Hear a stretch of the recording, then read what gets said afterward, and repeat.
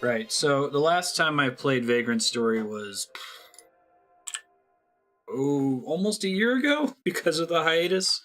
So I haven't played this in a while, and I tried to watch a little bit of the VOD to catch up on where I'm supposed to be, but I'm not super confident that I will not be lost for the first 15-20 minutes or so. So if anyone has any tips, that's cool. I guess it's not so bad to be lost because I'm getting experience leveling up weapons and stuff like that. This is a really cool game. I never did play it as a kid, which is crazy given that it's a PS1 Square RPG, right? I feel like I played virtually all of those when I was younger. My next question is, do I have the right memory card loaded? Oh boy, sorry YouTube, I might not. Yeah. This is one of the worst parts of playing on the PS3 Virtual Console. It's hard to find everything. Try. Which one is it? Which one is it? And then X is canceled. You're at the point where the thing happened, and you have to do the other thing. That's helpful.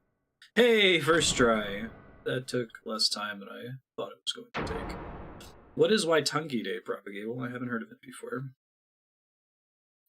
I'm also going to have to remember all of the effects and systems in this game. It's got kind of a cool Mario RPG style timed attack system that I was never very good at doing. Okay, so we got our map in the corner. Let's see, square is jump. We can go into the inventory and change our gear and stuff. I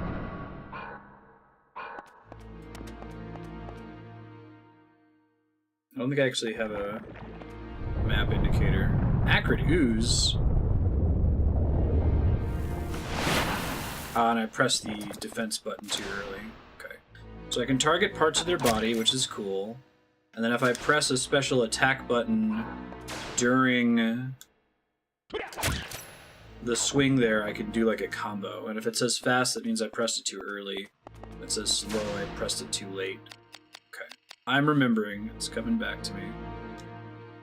That was too early. Now I can keep spamming attack. It's kind of sort of turn-based, but it increases my risk value, which is in the top corner, so I have to decide whether it's worth doing that. Now I think I also had some kind of shortcut to cast spells like healing, so I'll have to keep an eye on that.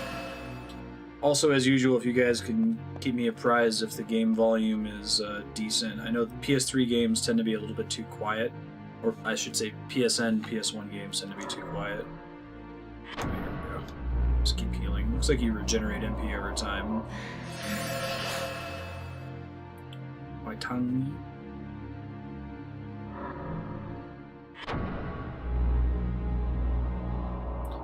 Or New Zealand's 4th of July with Whole House America. I understand. What do you mean by soft G? Feel like I came this way. I'm not 100% sure. I don't think the game actually tracks areas of the map that I've already been to.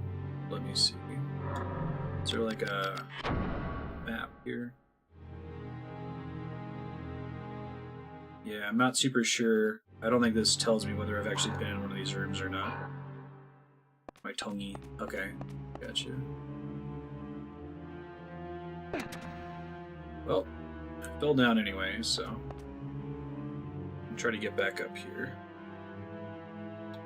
And I keep wanting to use the right stick to move stuff, but that's not correct.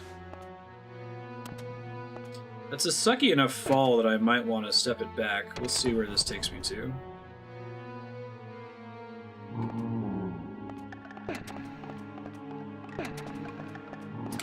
What's up? Too slow.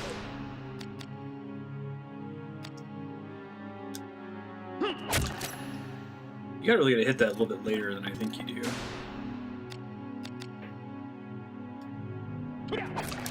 There we go, right on. First try. Gah. Cool. But then the pattern changes with each subsequent attack. And like the benefit you get for doing a chain attack is based on what you equipped. Too slow. He's dead anyway. It's more of a J sound in that case. Right on. Now, I don't know if it continues to give me exclamation point prompts after the first one.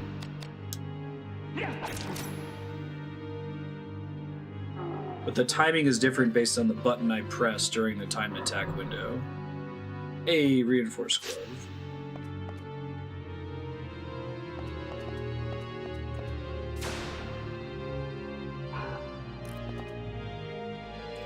I think I don't want to have my weapon out when I'm not fighting because doing so consumes durability, if I recall correctly.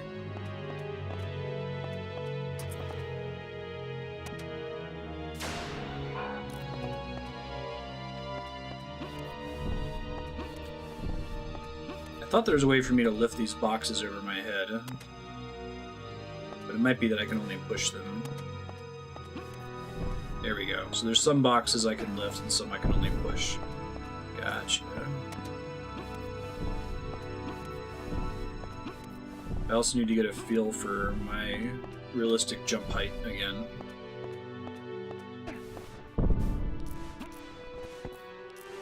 Okay. No, it's not too bad. Now, this game takes place in the Evil East universe along with Final Fantasy Tactics. Where's that ghost go? I guess I'll try to kill this bat. Too fast. Too furious. Take a root? Sure.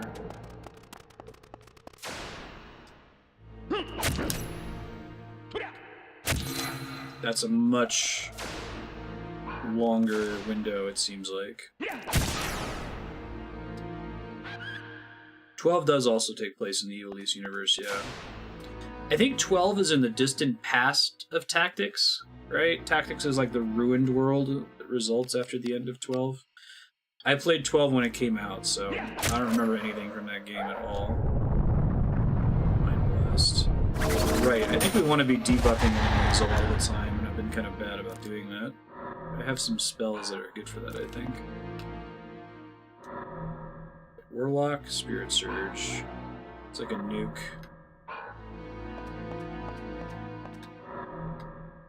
Degenerate, yeah, this is really good if I recall correctly. Because it makes them take more damage from everything. It's a cool setting. Is it Mitsuno, I think, is maybe why? It's a different creator than Sakaguchi at the time. It's also a different composer, it's not Uematsu.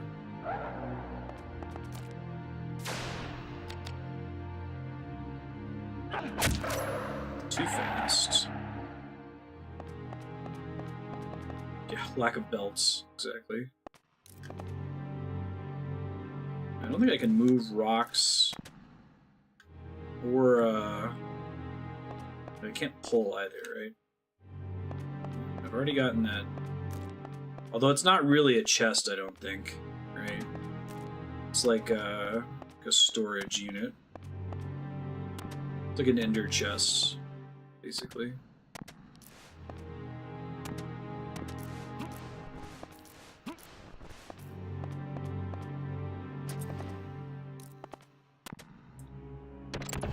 A significant portion of this play session will be me remembering the controls. I keep wanting to use the right stick to control the camera.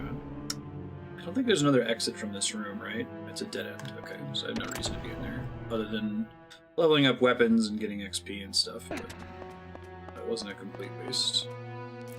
Let's try going to the other thing I dropped down from way earlier, now that I know that Ashley can actually jump pretty high.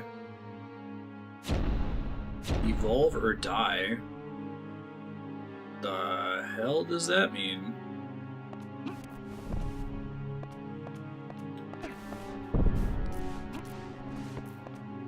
I have never seen that before. I'm not sure what even that kind of means. Okay, so I think that I need to be smarter about how I use the rocks there. Does anyone who's played this game before know what evolve or die means? Can't set that on top of it, right? What I can do is jump up like this, and then set this up here.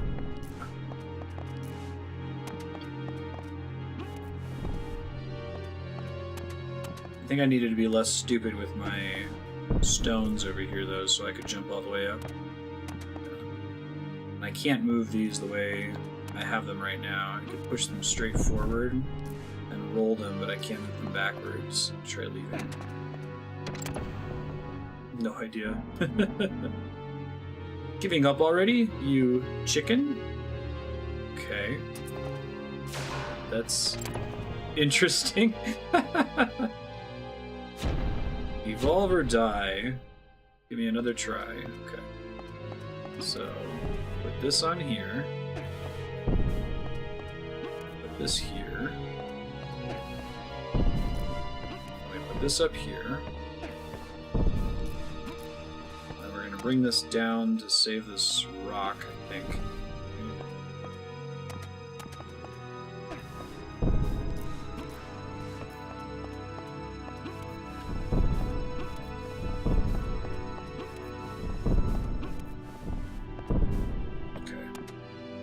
Should be able to climb up. 40 seconds seems really aggressive if that's what they're trying to get me to do in here. I don't feel like that's possible.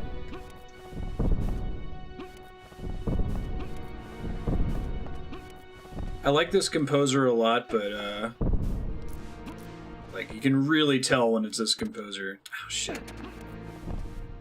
I guess I can only grab the ledge from that side there.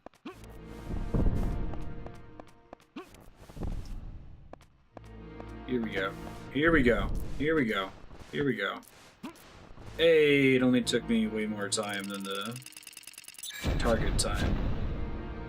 Your place on the food chain, game designer? What? Solve the cube puzzles and beat your record time. To turn puzzles off, open the puzzle mode menu under options, select off. This will save any solved puzzle routes. Huh. So if I turn it off, then I never have to do the puzzle again if I visit the same room? I don't see why I'd want to beat the time. That was so random in a game that's kind of serious.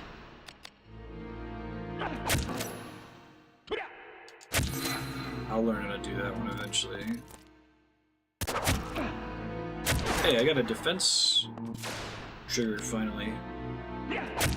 Well, no, I think you have to do the puzzles. I think what it's saying is that if you leave a room where you already solved a puzzle, you can do the puzzle again if you return to that room and try to beat your time for solving it, for executing it, not solving it, right? Or you can have it that once you solve the puzzle in a room, if you return to that room, it's permanently solved. I mean, I think I might want to turn that on. Unless if there's really great rewards for moving boxes a second time. Let me see if I can find it in the options here. It's an interesting mechanic. I don't think I've ever seen anything quite like that. Options. Puzzle mode. So only affect cleared levels. Super interesting.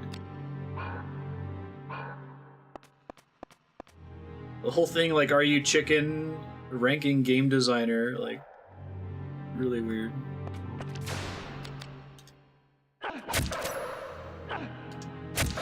Way too fast, that's zippers on belts. Way too fast. Gotta wait for the pop-up. I might actually be playing this game for long enough this time at 4 hours that I might get a hang of the timed attack system. I'm at a bit of a disadvantage because I'm playing on the PS3 and I've got a wireless controller. Too slow. Way too fast.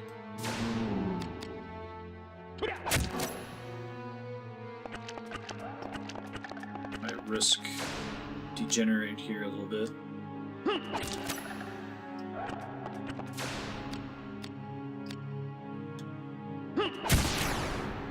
Again, too fast, but I got a crit, so I'll take it. It's a really cool battle system. I'm kind of bummed that they haven't made another game using it. It's kind of an action RPG, but it's like a turn-based RPG like Mario RPG, but you have a little bit more control over how many turns you take. Alright, this is a really long time. Oh, I still hit it too early. I was trying to go sound-based. Where are you at, dude?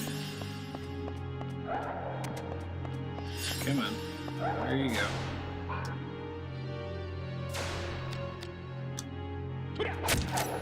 Perfect. And he's dead. That's fine. Alright, let's go ahead and save again. Beltware goals, Lulu. That's a goal.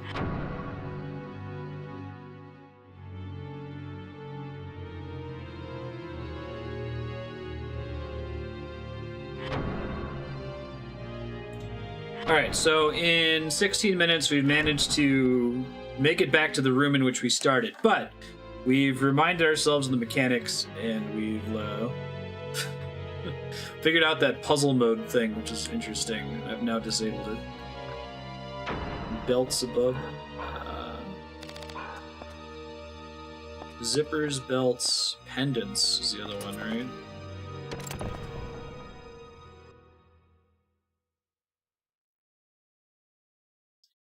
Workshop, work of art. The following materials may be combined: wood, leather, and bronze. And there's another save point in here. Now, I think I already did some of this last session. I watched a bit of the VOD to try to catch myself up.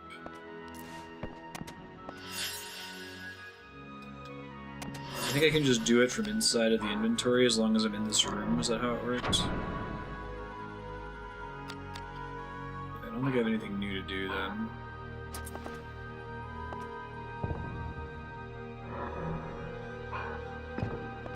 Those are just like ender chests, so I don't need anything from those. Oh yeah, 6-gun? So scary about it.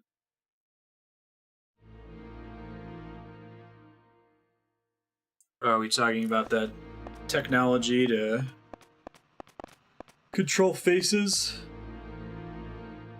The anime kid's not dying.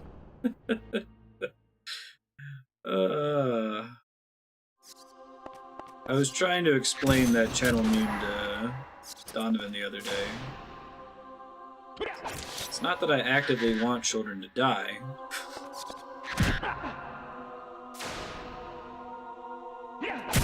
Just that if you're gonna play with killing kids, kill the kid, man. Don't pretend you're gonna do it and then wuss out. I wonder if I can ever move those blocks there.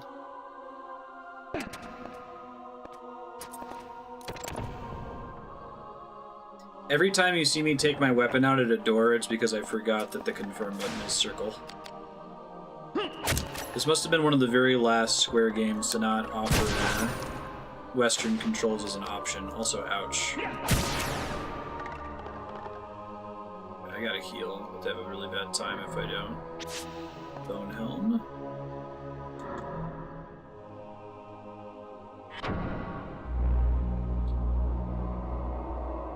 AI confessor.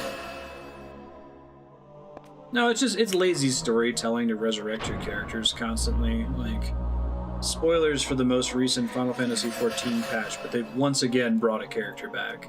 And it's kind of debatable. It's like, did they really bring them back, or is it somebody else in their form or something? But still, it's like, come on, guys. Have some, oh, that was super slow. Missed anyway, though. I lucked out. Have some narrative integrity. Like, if you're gonna try to be emotionally manipulative by killing a character off, they better be frickin' dead.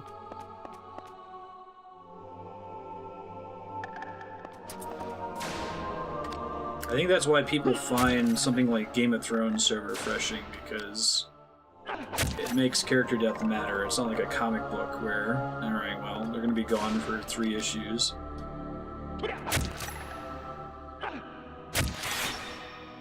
The second one's hard to do on the square input.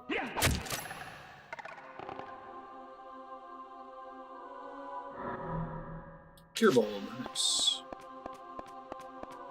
feel like there's little reason to use curative items in this game, given that you get your MP regenerates. I guess you would use them if you're completely out of MP. Door will not open from this side.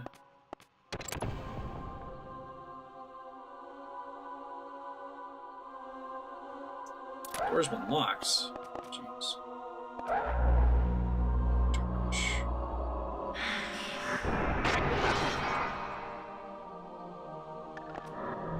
Yeah, right.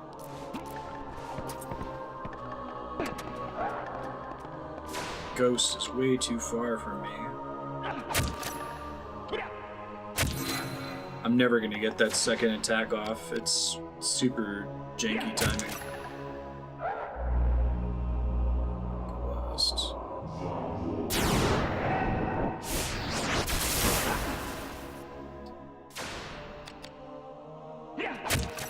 The way they should be doing it in Game of Thrones, or at least it feels like magic has consequences. Like it's not something you can just do. Something bad. If you're gonna come back, you're gonna come back wrong. I don't know if the TV show really nailed that feeling, but what does it put down mean? Oh shit. Aqua Blast while I'm dangling. Anyway, there's like this dexterity component of fighting this ghost, which is unusual in this game. You can't attack me through a wall. That's rude. Too slow. There we go. Alright, don't screw up the multi-hit here. You screwed up the multi-hit. It's my bad. Okay, I thought maybe I could just... that was just an undodgeable attack, but it was because I was dangling from something.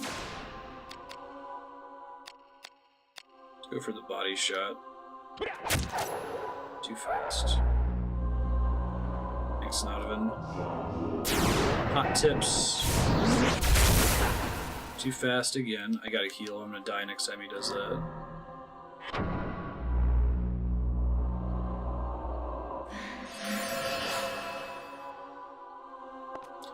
Oh no, I'm not talking about like them coming back wrong, like physically. I mean like their character changing, right? Having existential crisis. Like there should be a character consequence to resurrection. You just get to come back for free and be exactly the same way you were before you died.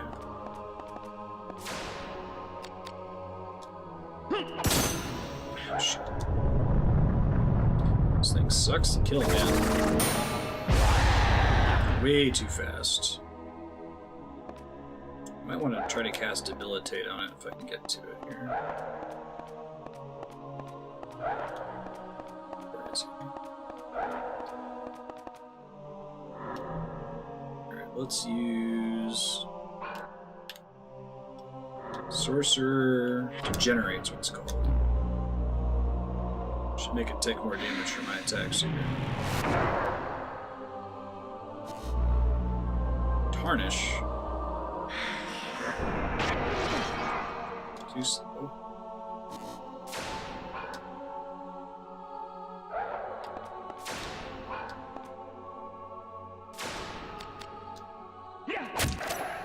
Hey, I got it for once. The amount of damage I did was significantly higher as a result of landing Generates.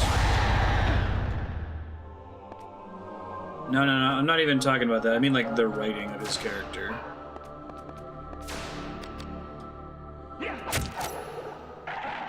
It's not even an acting thing, like...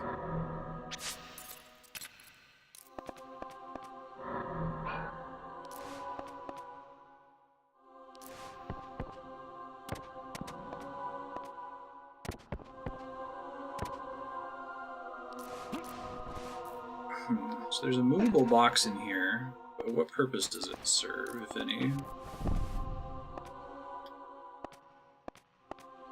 Let's just use the books as scripts, wouldn't that be nice? They've been out of book territory for long enough now. So they've got more blocks here. Why would they put that there, though? Interesting.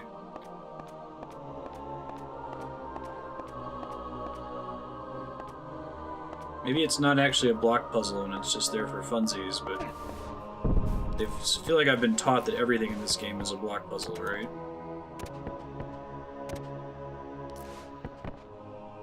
There's no like chest or items or anything in here. Alright, I'm just gonna bounce. The main reason for coming in here was to fight a ghost.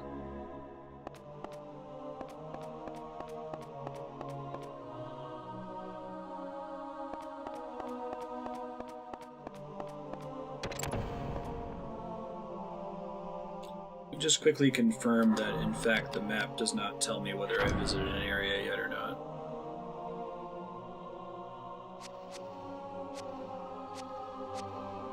Theology classroom. Here they let me use the right stick for rotation.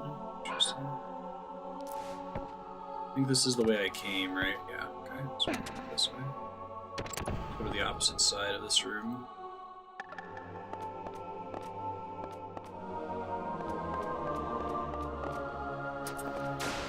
Keep killing these dudes, at least. Practicing my timed attack. Which I'm apparently ass at.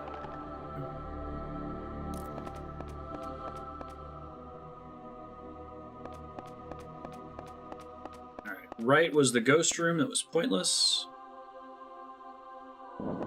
Yeah, this is new. It's a Dorg. Fire breath. Too slow.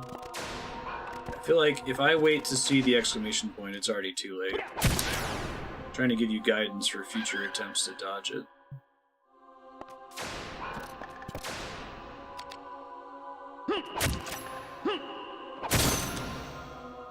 The triangle I might be able to pull off, actually. A little too slow still. After I kill this guy, I gotta heal. You just block me there? It's okay, he's dead. Healing time.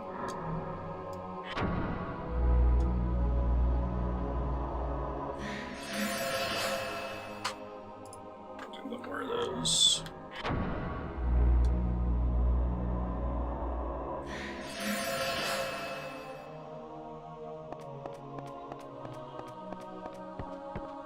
Might not be anything in this room.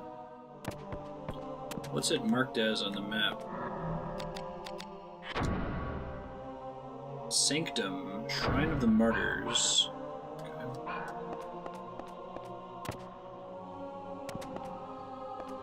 It makes it look like there's an exit in the corner. Okay, here we go.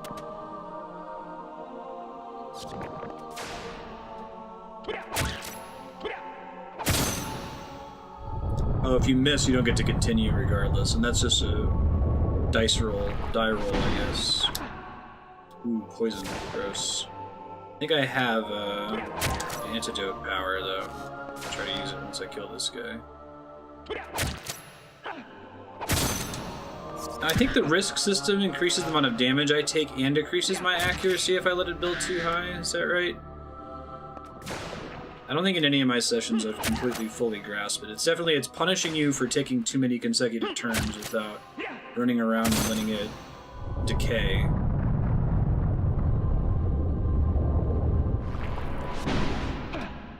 But the specifics of the system aren't super clear to me. After a year since playing it last. Very chortle. Cures poison. Chortle's a goofy word. Antidote.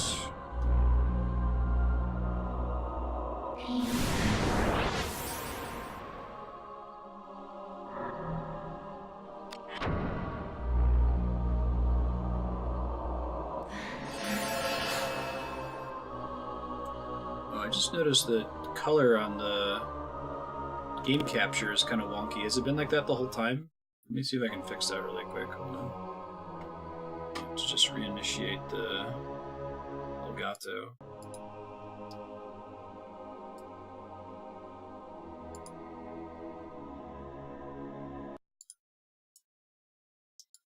I am passing it through a couple HDMI splitters, so I've seen that happen before. I've usually just had to restart it to fix it.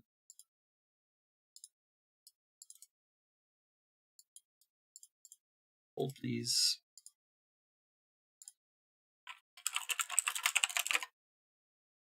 That's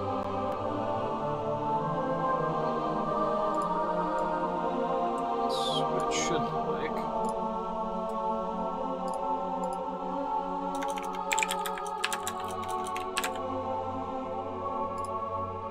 I know it's super loud now. I'm turning it back down. Sorry about that.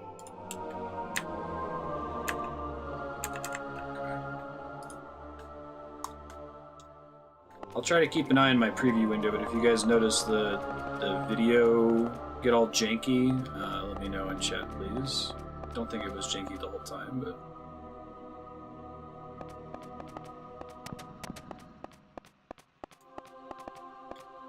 we got here. Hopping on the altar.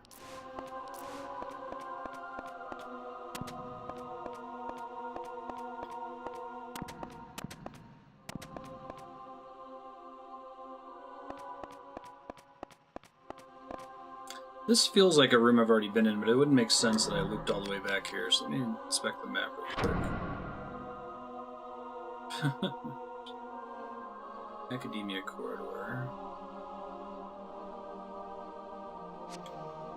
Shrine of the Martyrs, Hallowed Hope, Advent Ground, Passage of the Refuge, Prisoner's Niche. I have looped around. Okay. And there's a locked door that I can't get to. I guess I'll keep trying to go down this way and see what I can find.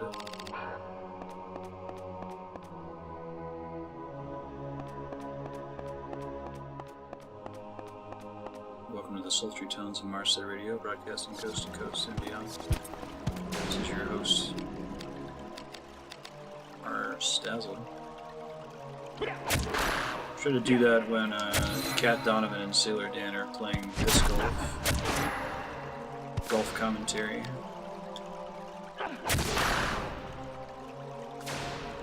A challenging putt for Mars Price. Ouch.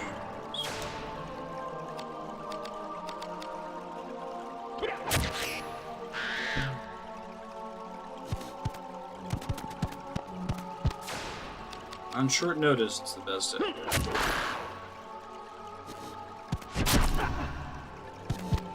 Shit, to die.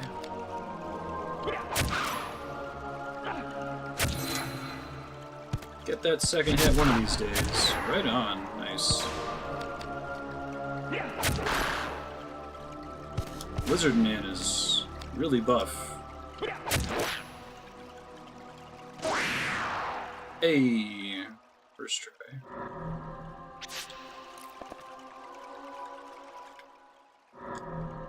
My risk degenerates or decays more quickly when I don't have a weapon out as well, but I'm not certain of that.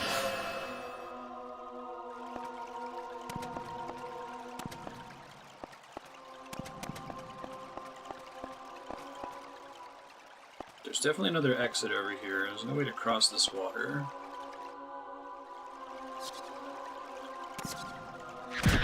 Ouch.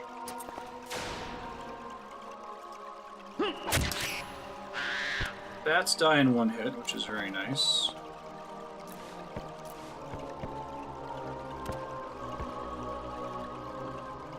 I have no way of getting over there, right? I guess there's a box down here.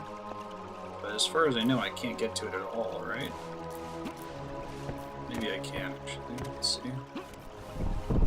Okay. Okay, alright, I see how it is.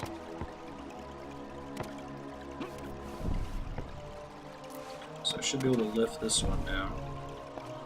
And then place it here? Question mark? Oh, fancy. Very fancy. So I think by changing the puzzle settings, that means that that'll just be saved whenever I come back here in the future. Now, as far as that platform over there, I don't think I can, like, summon it over here, right? don't think there's a power for that.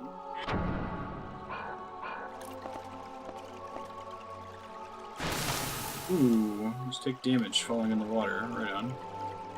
And the boxes go back to where they were? Nonsense. Chicanery. I'll try it one more time just to see if there's something I can in fact do over there. It's hard to tell if I'm supposed to be able to do something yet.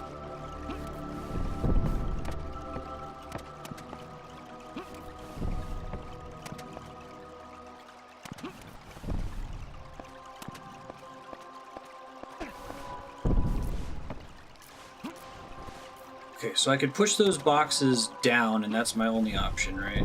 Yeah. I can't, like, use them to cross this gap up here, as far as I can tell.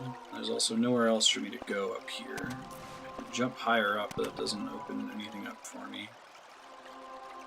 I don't think that I can jump across and land on that thing. This might be a one-way chasm type situation. Yeah, okay. Well, I tried. I'm not going to move those boxes again. I did my best, and it wasn't good enough. So, fast.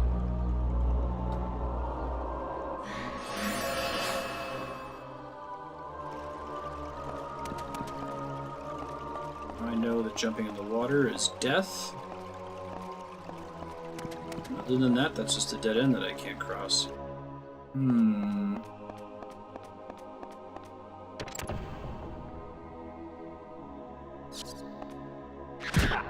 Ouch. Look at that, man.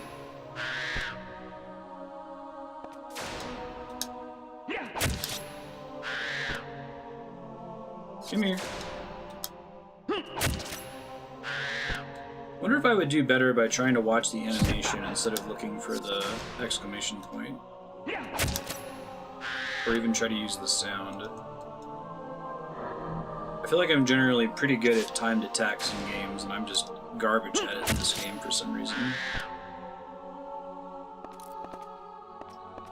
That attempt certainly went better than the last one. There should be an exit from this room, it looks like. Oh, is this the one-way door? Oh, I see. Alright, so there should be a... Oh, that's a nice trap. Heal panel. I don't think I can lift these things. Can't push that table. That's my favorite trap of all time. Can't push these around. Can't bring boxes in from other rooms. That would be absurd. Definitely need something to be able to jump up there. Well, that might be a one-way exit as well, so it might be folly trying to get up to the way I'm currently doing. Nothing in this room appears to be pushable. Okay. So I think I want to hang a left. Yeah, it's a ticket. And then the room that I want to get into is locked. Too fast. Not furious enough. There we go. Oh, I wouldn't even... I thought I screwed one of them up that I actually got right.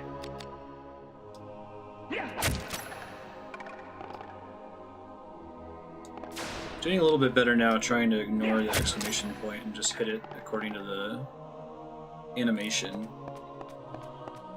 don't know if I can keep it up though. Does not open from this side.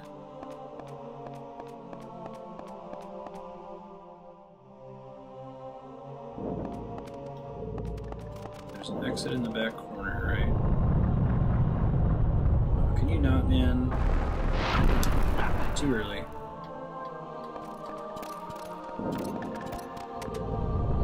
Oh shit.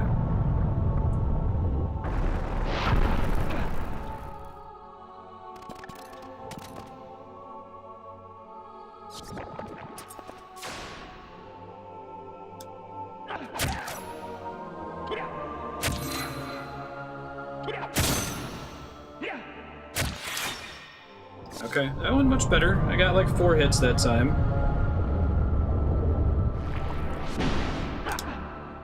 Still bad at that, though. shit, I gotta heal after this attack. This thing's gonna kill me for sure.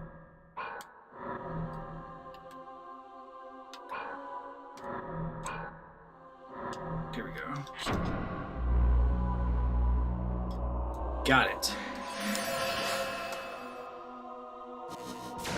Come on. Too fast. It might still be enough to kill him? I guess not.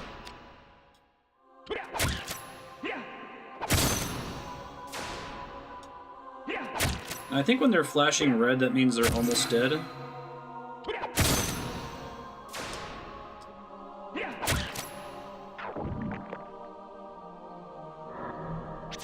don't think that just means that I targeted them. Hey, I leveled up. Okay, let's see. Chain abilities.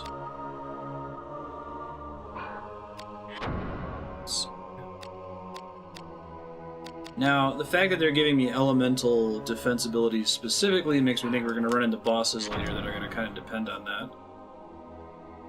Reduce foes MP. 10% of the damage actually is sustained. Numbness to an attack, maybe. Should probably start getting the elemental defenses later in case it comes up in a boss fight or something. Alright, I cast Antidote. Hey Namaku, how you doing? I am doing well. Happy to be playing this game in a longer block. It's tough playing it for just an hour. I think the combat's pretty dependent on muscle memory for a lot of the abilities.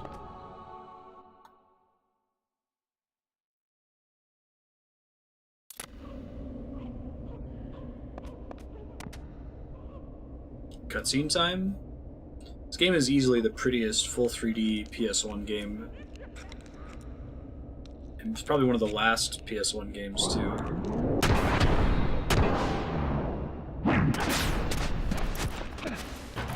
Yeah, like, the cinematography and the effort in these cutscenes is really impressive. Shit, I probably should have saved before coming in here. Oh well. Don't do any damage to him, huh? So we'll go for the legs then.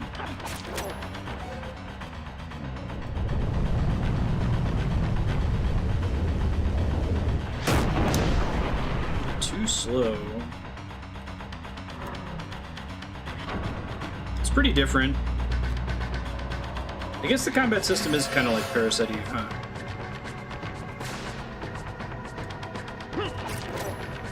Nope. Let me try... I don't know if I can actually change weapons in combat. I thought you could. I need something that does a little bit more damage to this dude. He's gonna kick my butt otherwise.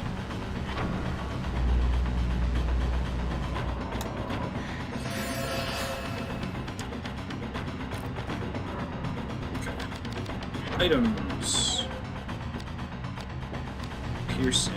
We need blunt would be my guess.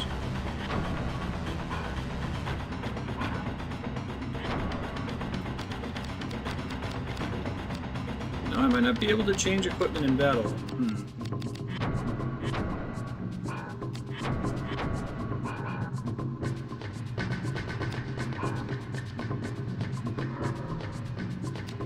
These are just consumables. I guess I can use my Degenerate debuff on the boss to do more damage to him. Oops, I just pressed a button there, my mistake. Degenerate. There we go. See how that helps.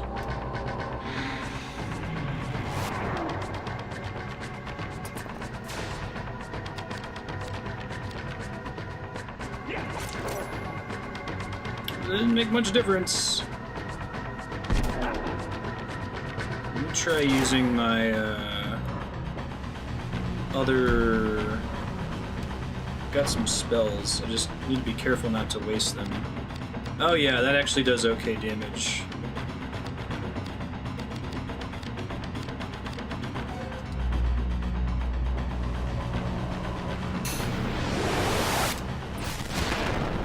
Miss!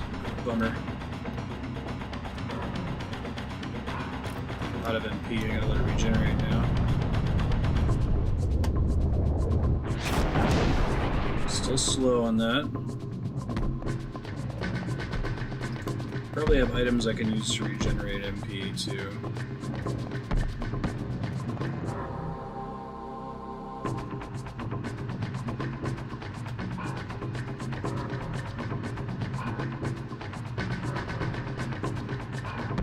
Still can't afford it.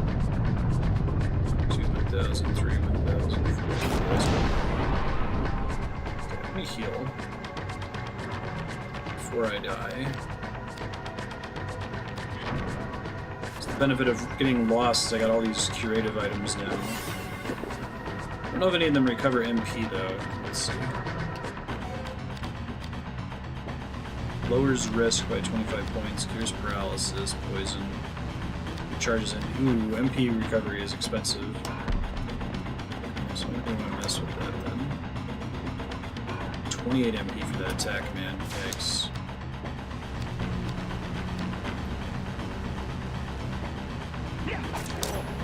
Looks like it's based on chance, right? Whoops. Sometimes you can start spamming the button to try to get to go right away. You get pretty badly punished for it. You end up pressing in the enemy's attack window.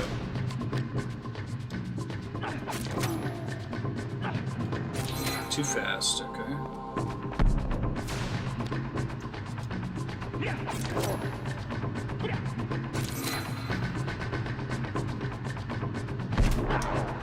Nice block.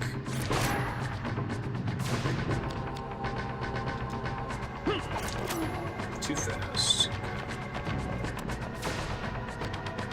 Can someone Google really quick if it's possible to change weapons in mid-combat in Vagrant Story?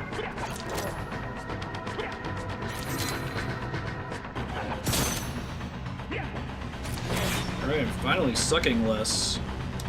Yikes. Too slow. Alright, I gotta heal up.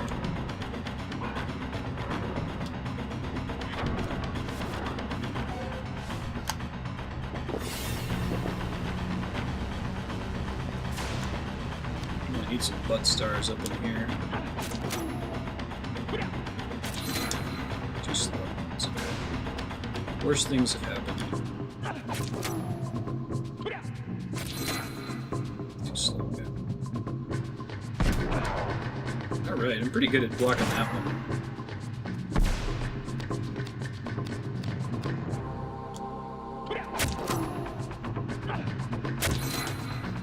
Slow.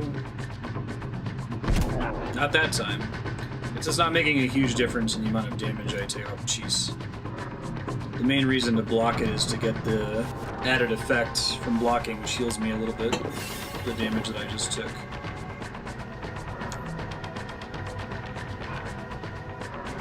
Let's degenerate him again. And then I need to start saving MP to try to land Spirit Surge again.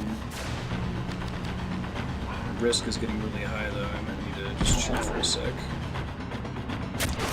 Try to let it go down. 2, 1,000, 3, 1,000, 4, 1,000. Hey, that's the first time I blocked that.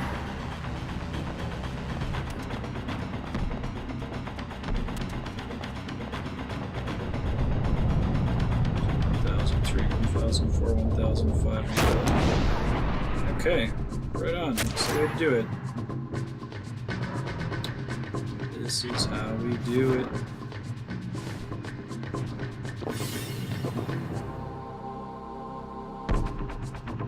Now I can use my magic. Let's try doing that. Spirit Surge. Let's try to use it on his right leg, right? I guess I won't do any damage. Body's the only place I can do damage. It's only a 57% chance to hit, so not great. Come on! Alright!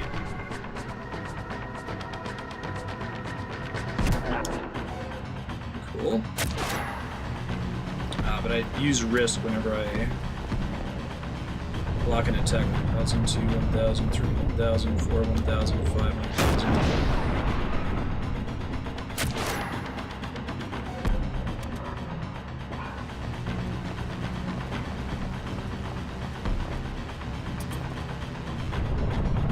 1000, 2, 1000, 3, 1000, 4, 1000, 5, 1000.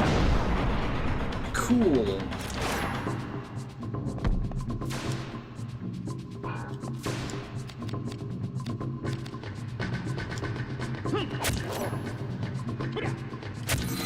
Too fast. 1000, 2, 1000, 3, 1000, 4, 1000, 5, 1000.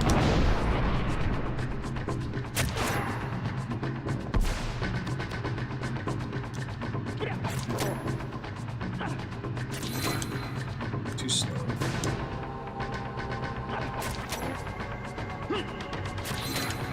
Too slow again. Keep healing myself.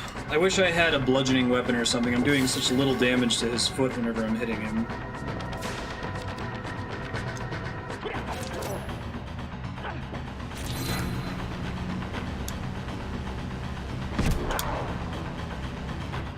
So I get to regenerate half the damage they deal when I land it like that.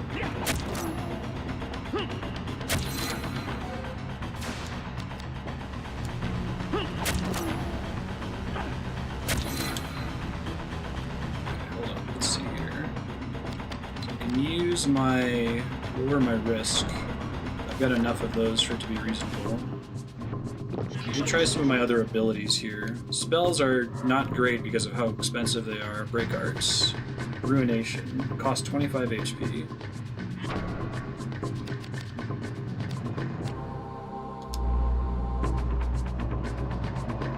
I don't think I get to do any timed effects on that, right? Oh, yeah, that wasn't great.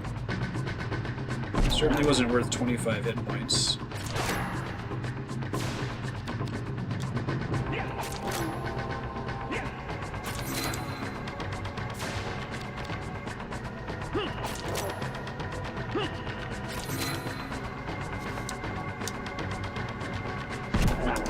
Ooh, too slow. Alright. Heal up again. Probably use the risk item here in a second.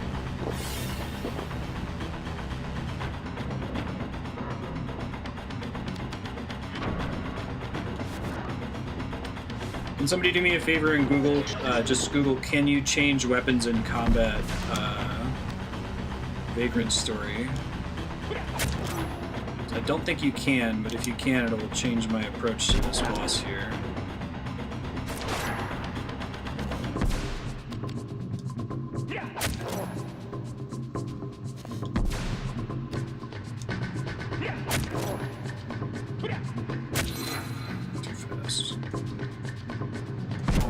Too fast again.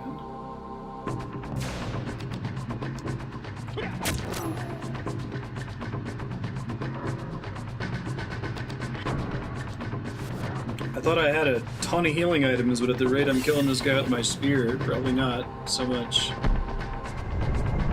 1000, 2, 1000, 3, 1000, 4, 1000, 5, 1000.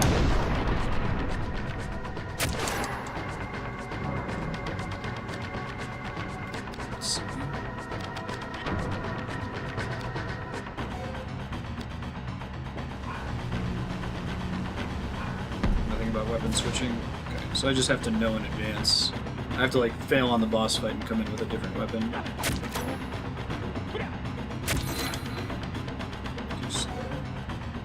I was pressing the button really fast to try to do another attack here.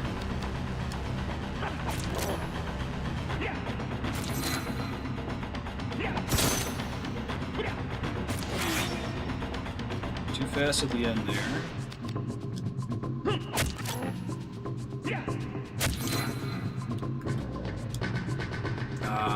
Spamming it to try to get another hit in there.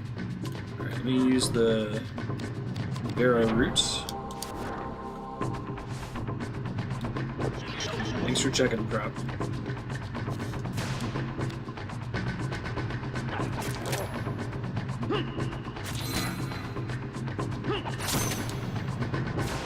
If anything, this boss is going to teach me how to do it right? Oh, shit. Not on the rebound, though.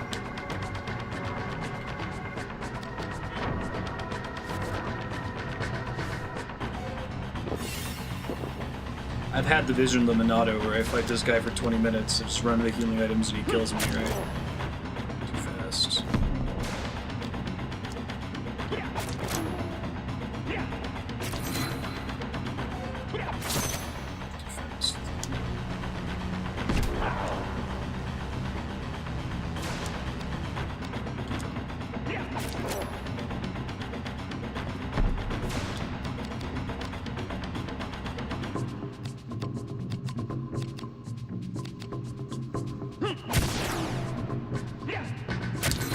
Looks like a crit, it looked like, almost.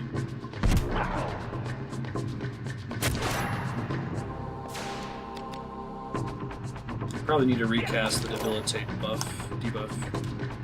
So, degenerate.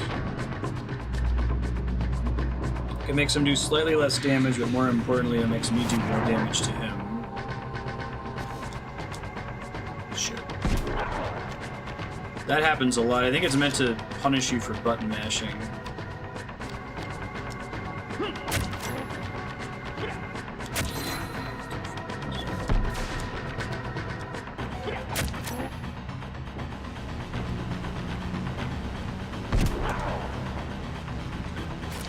Again here. Probably use another risk reduction item.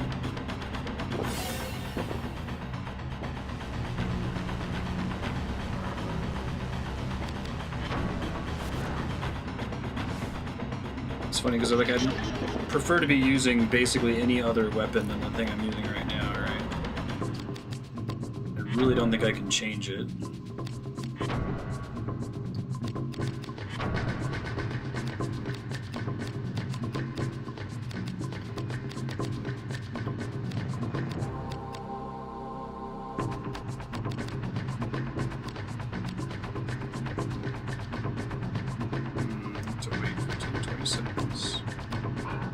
Thanks for trying. I just don't know where I would even go to try to change weapons right now.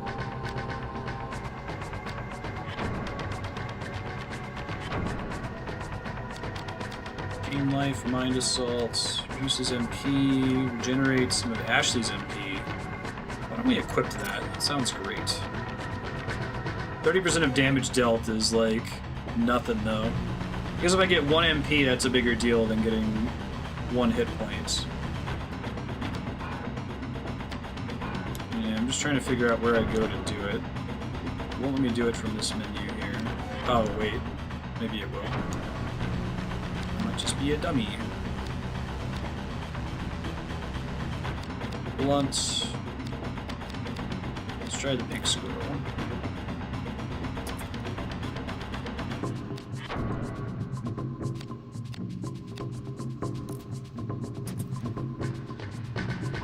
Let's give it a stab, see what happens. I usually assume that stone enemies are weak against blunt. Oh wow, yeah. Whew, okay, good.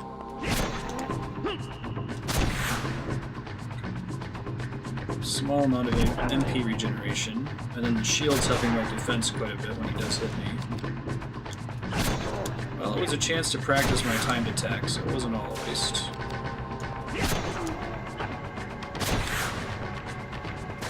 I'm getting a bunch of MP as I do this.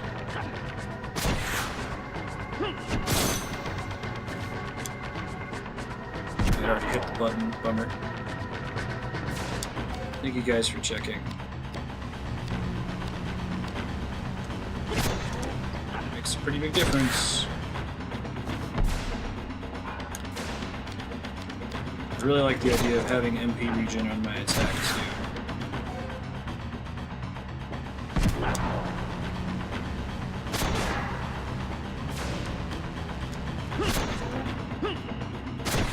Someone in the future, like Galactic Kodiak or Heat10's gonna be watching the VOD for this, like, oh my god, switch your weapons, what are you doing? So you can't do it from the same item menu where you can review your weapons for some reason. Alright, let's get some our risk cleared out here. Let's heal a little bit. I've already invested so much into trying to bust his leg, I might just need to say screw it though and hit him in the chest, it does more damage. I think risk lowers my chance to hit and makes me take more damage, so it punishes you for spamming stuff too much. Let's see, 2 1,000, 3 1,000, 4 1,000, 5 1,000.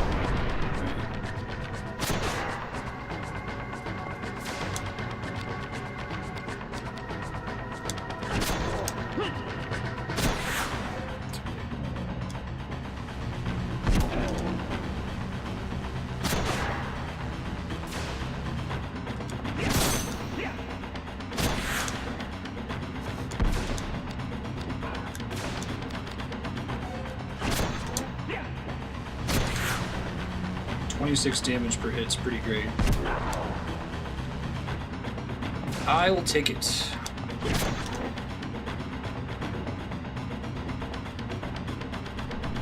Hey, first try. Good lord.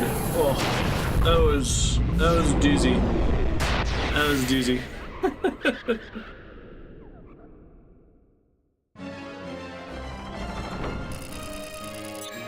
This game it's really cool, but some of its decisions, like, we're gonna give you points.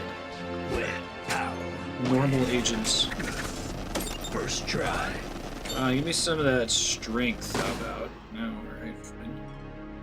I think I've gotten crappy bonuses every time. Elixir of Dragoons. Prostasia. Raises target's equipment. Okay. Pretty important, no joke. That's paralysis to attack.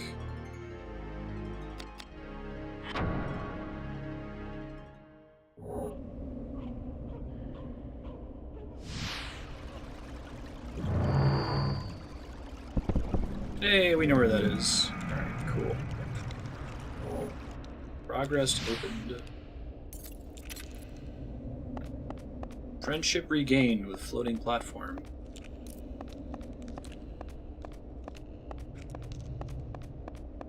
Now floating platform is my best friend.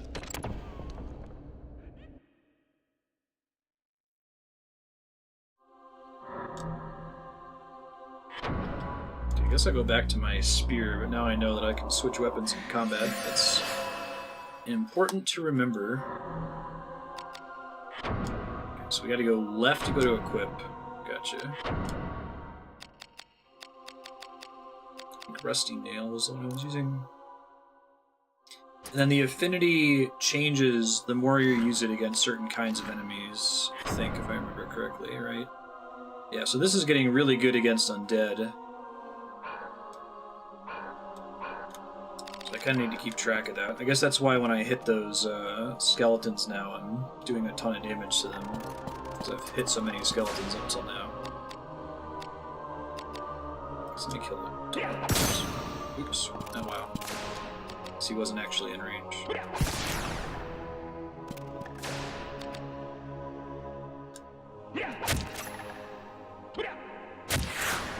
Too fast, too furious.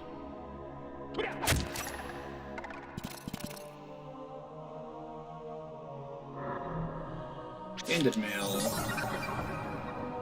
And another level up. Polearm Breakart Scythewind. So presumably that only happened because I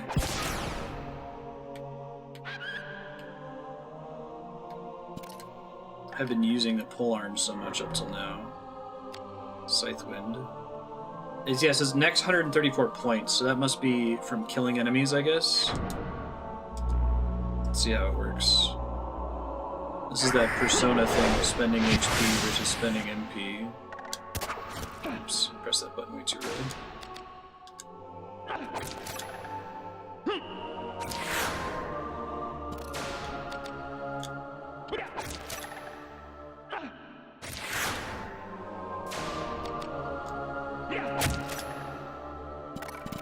Hey. Okay, let's heal. I do think regenerating MP is probably smarter than regenerating HP. So you can get more of a heal out of less... Like, it only cost me 5 MP to heal for 70. I think that's just, like, flat out correct.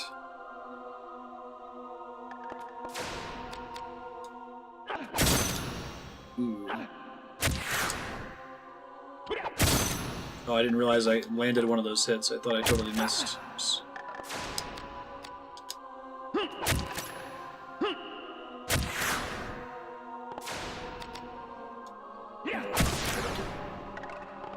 20 MP back. That's pretty good. Now, I think your spells get better as you cast them. I'm not actually super sure on that. I'll have to check the magic menu. I'll do that after I kill this other skeleton guy over here.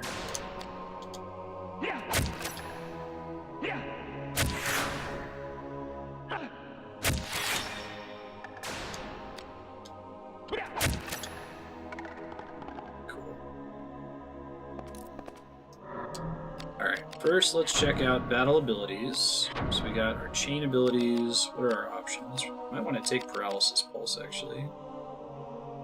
Repairing weapon DP seems kind of important. Poison, I haven't really been able to pull off using. Let me try doing Atom Paralysis, see how that goes.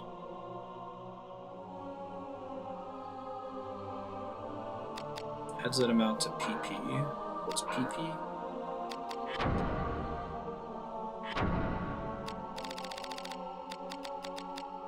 Don't think that's the affinity one, is it?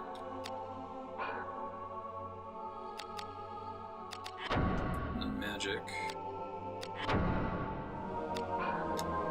If I do have stats where those get better, I don't know where to see them.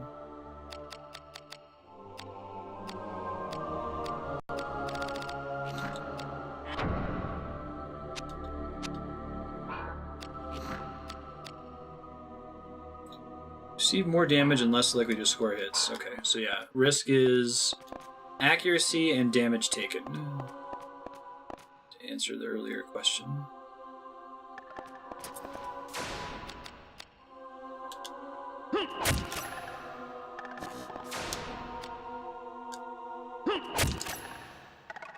Still too fast.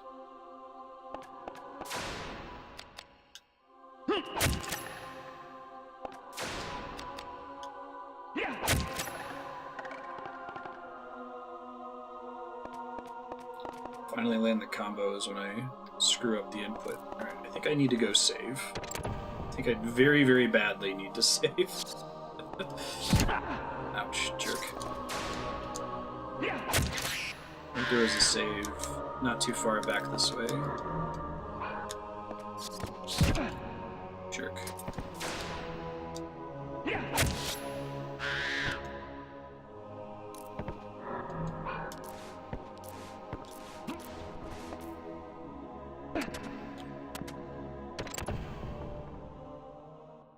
Don't want to fight that boss again. This is a load your save type game if you fail. Vulcan Lance. So I wonder what the ghosts are. I think Phantom is a separate category of enemy from Undead.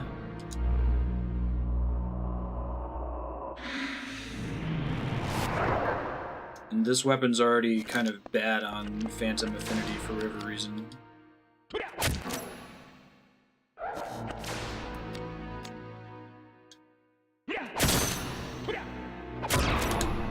Hey, I inflicted paralysis. Nice. Don't actually know what that does yet.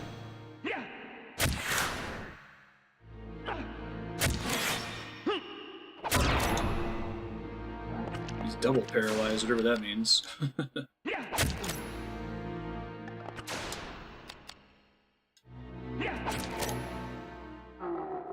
Sweet. Where's the ghost? There he is. Can you not do that, dude? Oh, too early. Way too early, holy shit. Oh, he's about to kill me. Crap.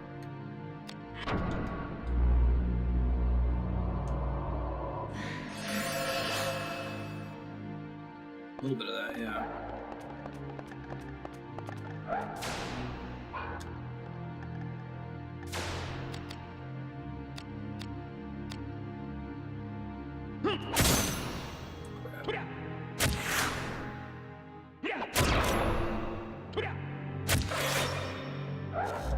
I landed the paralysis. Lead bones. Too fast. Agility down. Crap.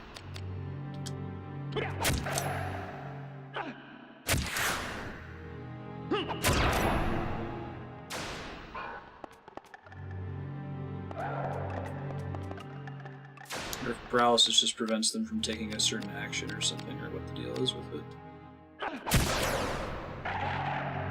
Hey, first try.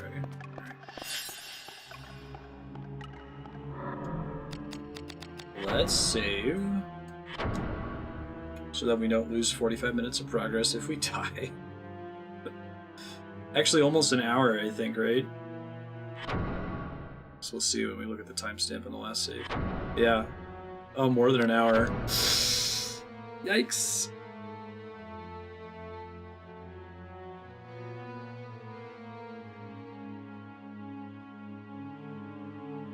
This is a super cool game, though. It looks like it has a New Game Plus system as well.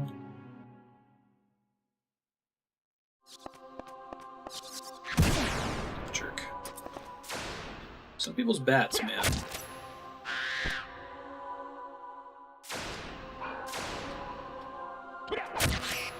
I'm not sure if the spear actually has more reach or not. It's kind of hard to tell. It would be nice if it did. So, I'm gonna jump up this thing. Probably heal.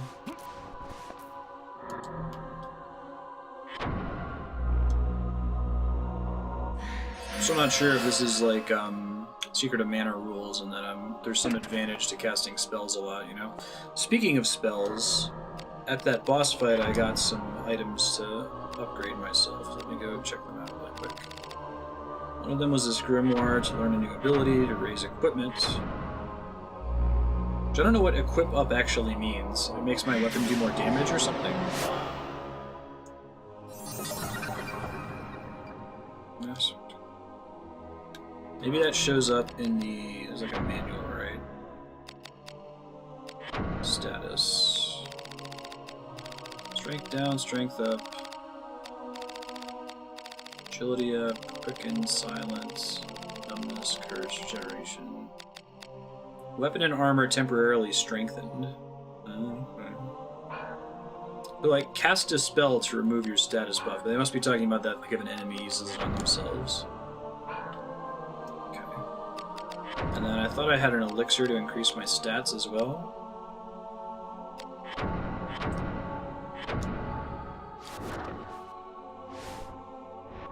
I believe that's just a permanent upgrade, yeah. Which is pretty good. Take it.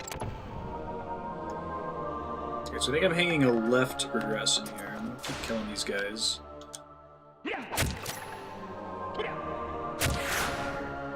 Too fast, too furious.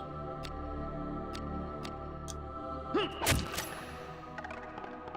we go, nice.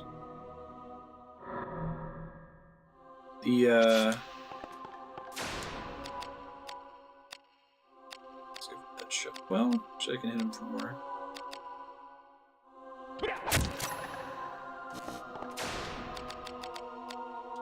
The undead affinity on this spear has got to be getting super high.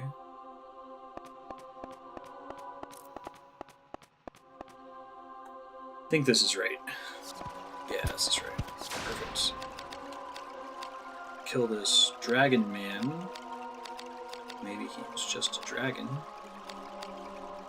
So the arms take comparable damage to the head, so I may as well try to take out his weapon arm.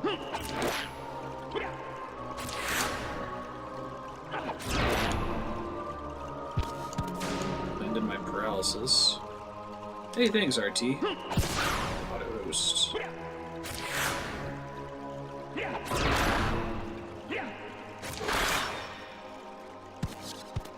I want to switch to poison again, though. I'm not really seeing the dividends from paralysis.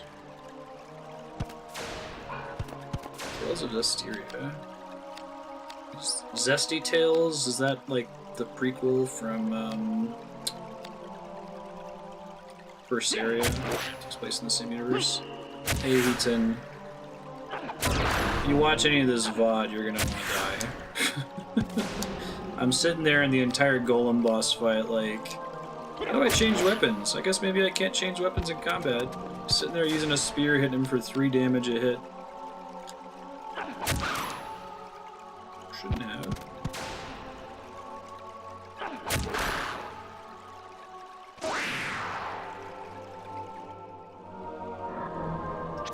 Sounds very similar to an enemy sound effect from Chrono Trigger.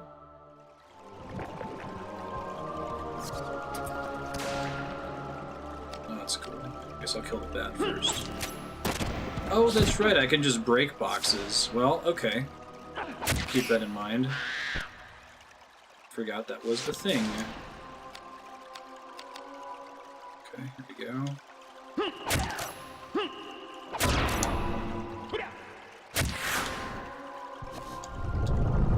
Poison Sneeze. I wonder if all magic cast bars have the same 5-second countdown as those enemies we were fighting before. Too fast.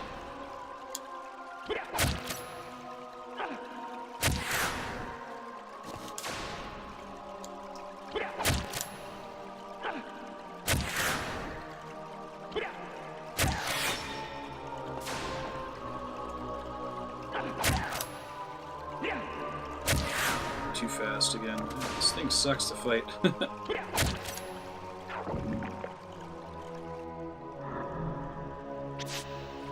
Okay, so I'm still poisoned, so I gotta go Shaman, Antidote, and then I gotta do Shaman, Heal, and I should wait and let my risk decay, because it's really high right now, very bad. I gotta build up my weapon affinity versus boxes.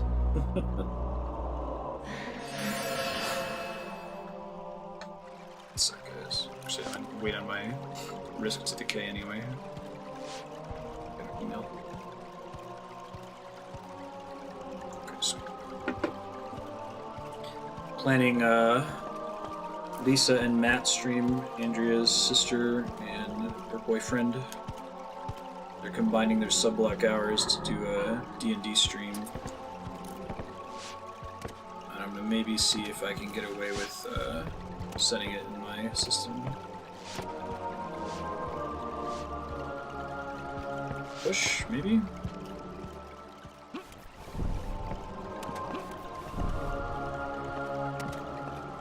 I really liked One Shot. Good game. On further reflection after beating it, I didn't care so much for the whole epilogue part, but the base game was outstanding. I had virtually nothing bad to say about it. Okay, so 50 damage, slightly more against the head. I can try to bust his weapon arm, though.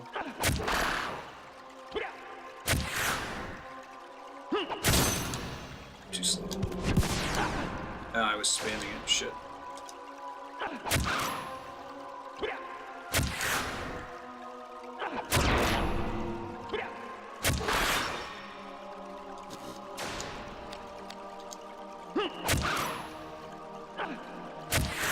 Too early.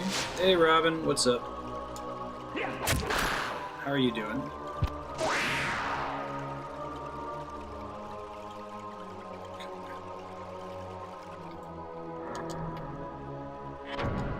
I haven't heard of Dark Twinge. What's frustrating about watching him play Metroidvania is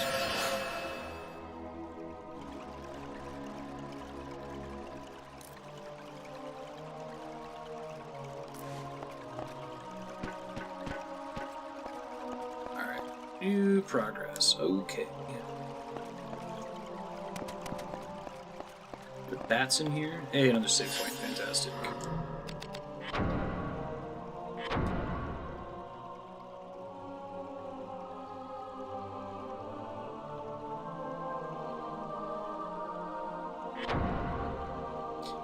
Is this your day off, Robin? How has your crazy work been?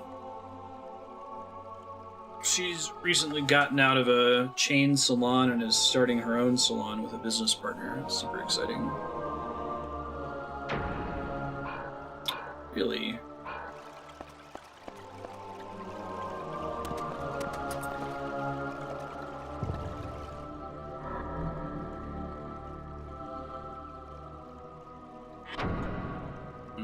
I see.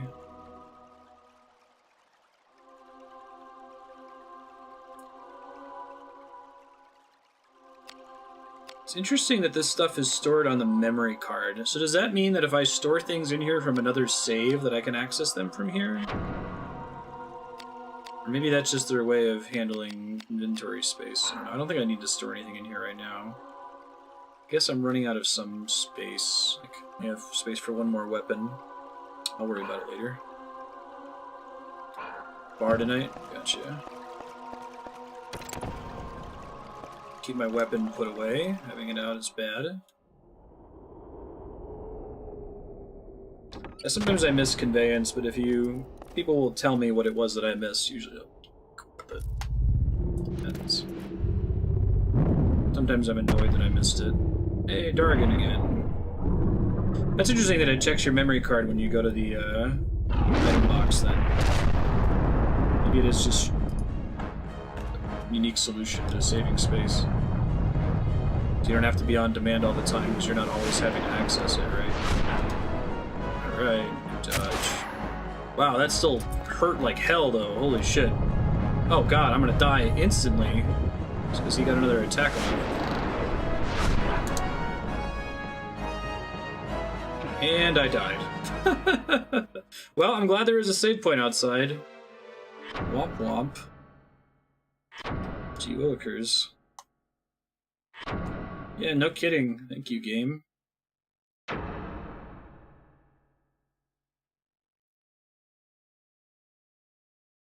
Okay, so I might need to change my gear then. He was hitting me for like 150 damage and then did it like back to back, so maybe I have some gear to help with that. I might have a defense move I can equip too.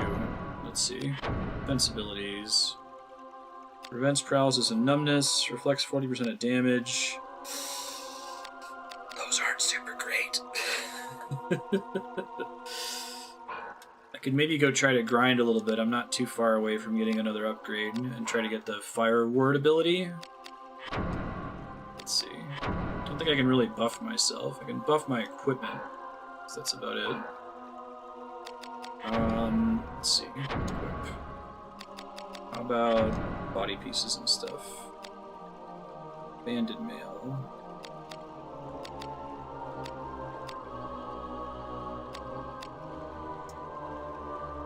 Defense, intelligence. It's actually worse. Okay. Pretty good. It's actually worse as well. That's slightly... Nope, it's actually worse. Reinforced glove.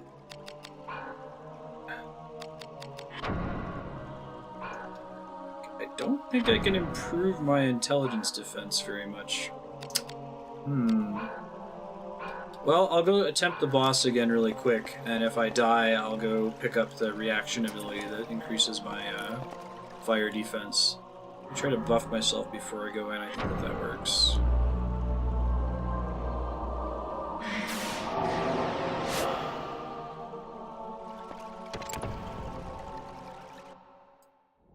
You guys watch the Super Bowl in Austria, excuse me?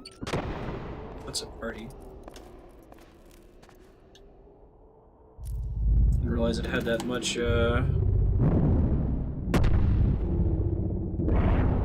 appeal outside of the US. I guess it's becoming kind of an international thing, huh?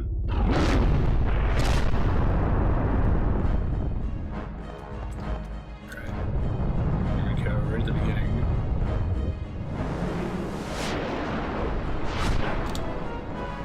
Too slow.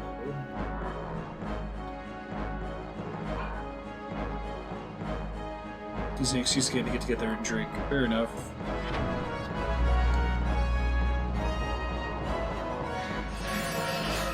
Right on. That's cool.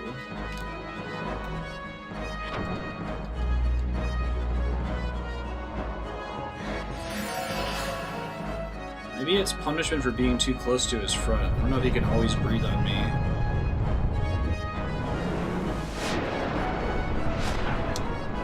Too slow, shit. Good God.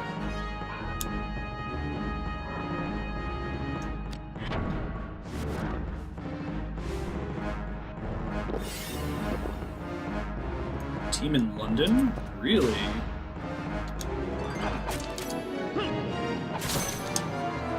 guessing bosses are generally immune to most status effects. So the fact that I have a... Okay, hold on.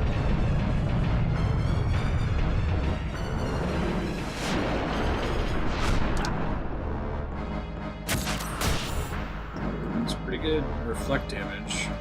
Probably about to die. Yep, I'm dead anyway, so... I gotta go learn that fire resist buff. Or find some better gear, or upgrade my gear or something, because this guy hits too often and too hard. I can't even out-heal him with my healing bulbs.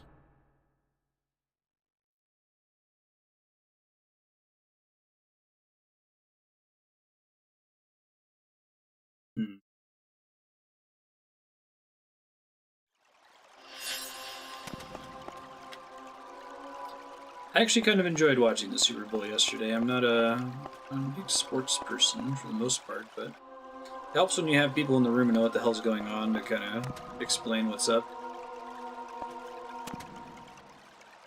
The explanation of the crazy Eagles play as having the fighter do a skill check instead of the wizard, and then the wizard hits the final boss for 1 damage, which is enough to kill him, was pretty good for me to understand what a big deal that play was. Yes, if you don't know football, didn't see the game, the quarterback's job usually is to throw the ball to somebody, or pass the ball to somebody to run it. They're kind of making the decision, say that they're a wizard, that they have control over the battlefield, so to speak. And what happened was they faked out. Instead of giving the ball to the quarterback to throw, they pretended to do that, but then actually gave it to a tight end? I don't know what that is. Basically one of the DPS characters. And then that person threw it to the quarterback, who was wide open because the bad guys, the Patriots, had no idea that that was happening. Really cool play. It's probably going to be a play highlight for a long time, just because of when it happened.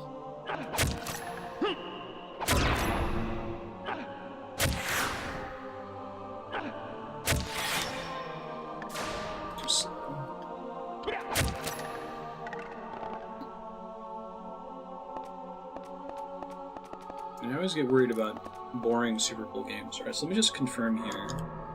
The rate at which I accrue new abilities. Is it just that, is it every enemy in the game is worth 1 point, regardless of the enemy, or are certain enemies worth, is there like an experience point system? It seems like a dog is a skeleton is a ghost. They're all fairly equivalent to each other. Oops, I think he's might be dead anyway, I guess not. Tight end is a multi-class fighter rogue.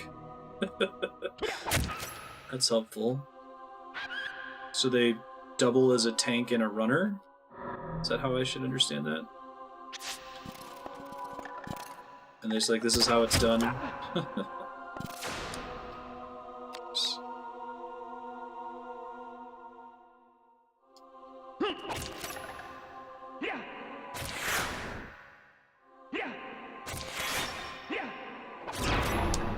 Too slow on the last one.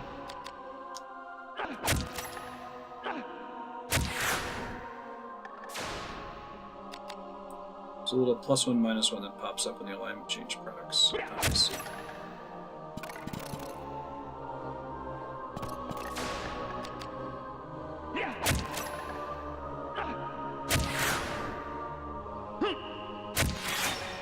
Too slow. Oh, per hit, not per kill. Interesting.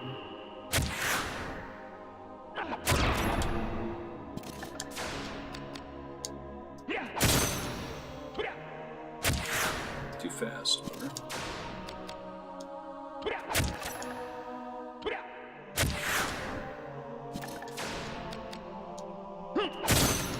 Ooh.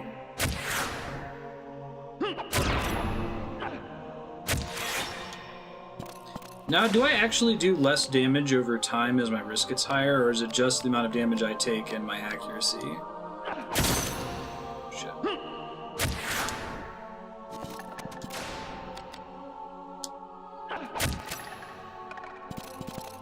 Dead.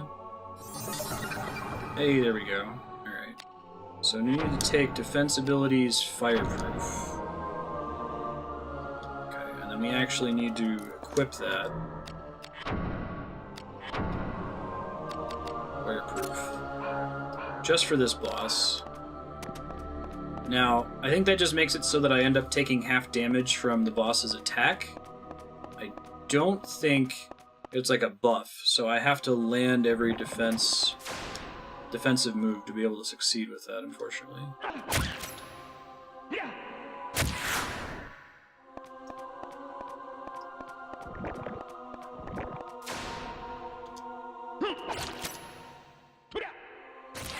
Too fast. Shit. Let me heal really quick.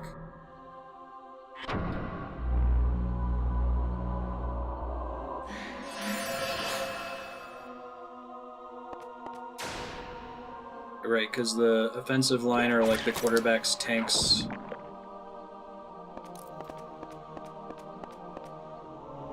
The runners are like rogues doing DPS with damage measured in yards. Don't mess up. Thanks. Hot tips. Alright, so this is where I'd have to do the little box puzzle again and a time limit, but I turned it off. It's a really interesting system. I'm not sure if it actually gives you a reward or if it's just to feel good. Hey, Ludifex, how you doing? Oh, too fast. Didn't mean to break the box. Son of a bitch.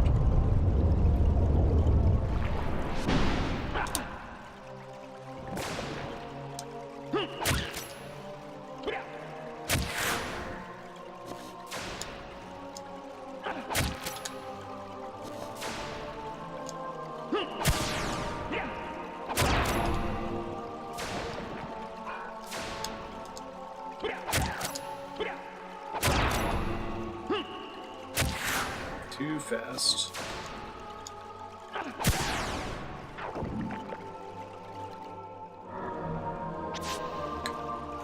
then we gotta remove poison, heal, and come back with the box, hopefully having respawned.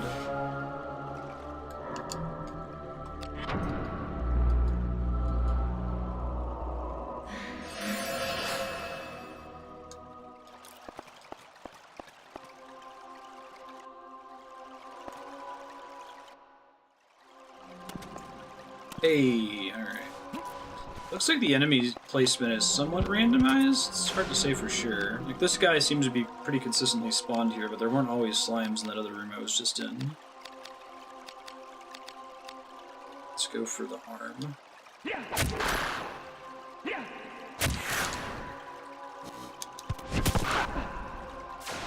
I was mashing it, it's my bad. Too fast again.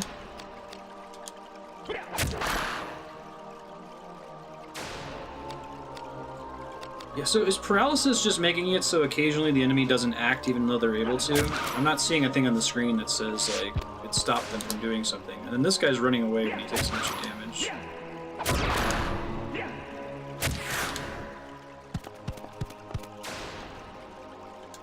I think I need to have both MP recovery and the HP recovery, because like in boss fights I don't have the time to spend healing, right?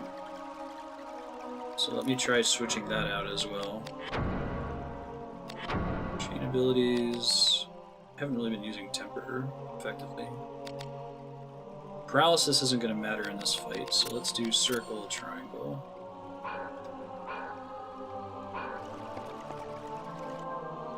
Paralysis. Some of the stuff in the quick manual is not super helpful. I can check really quick. Hold on.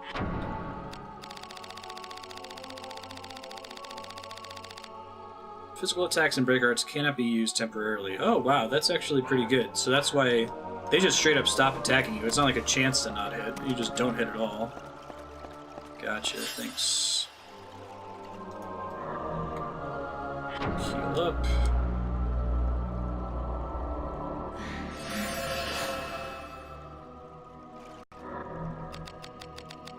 Now, getting new chain effects and defensive effects doesn't actually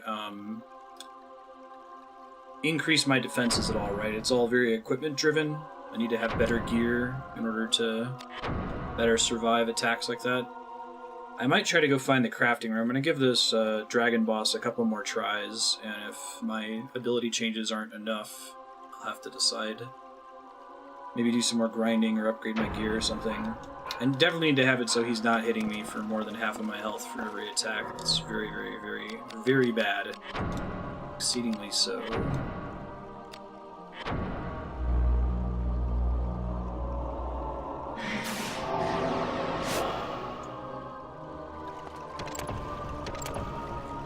Alright. Not feeling too hot about this. I think he still hits too hard, and if I whiff on my fire damage reduction reaction ability. Love the cutscenes in this game. They don't look great by modern standards, but if you think about what the PS1 was capable of, it looks amazing. Absolutely incredible.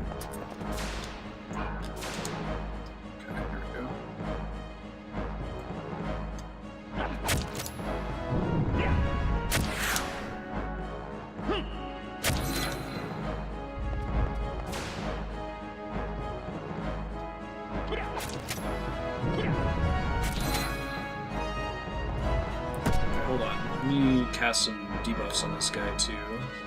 He's gonna degenerate in there, do a little bit more damage to him, presumably. I wonder if I stay away from his head if he can't breathe on me. Really? I didn't realize I could miss. Okay, that's a little bit better as far as damage taken. 0%. He's immune to it is what that's telling me. Neck. The heads are where did the most damage in.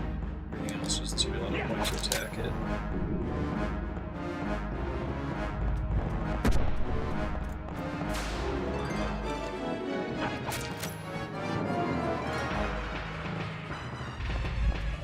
This song in particular is very tacticsy, right?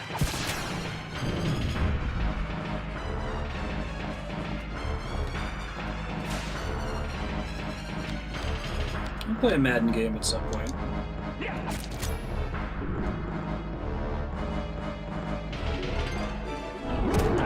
Too fast. Alright, let's heal.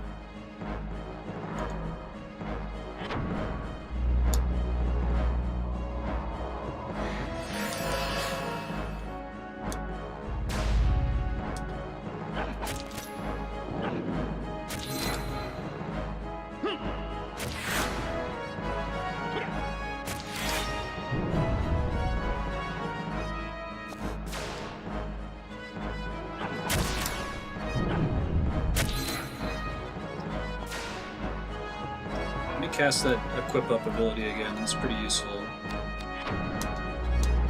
I probably want to clear out my risk with one of those Vera roots soon too. I wasted a ton of those in that golem fight. I should probably check to see as well whether there's a better weapon versus dragons. Nail. Dragon is 3. That's not so bad. Piercing versus edged is the question. So I'll keep using it, it's working. Now, what causes me to have negative affinity with a weapon? Like, I have -9 with phantoms, and I've definitely killed some phantoms with this thing.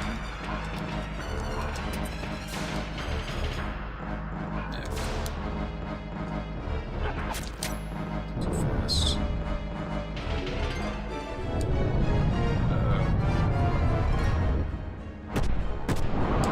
Too fast. Ouch.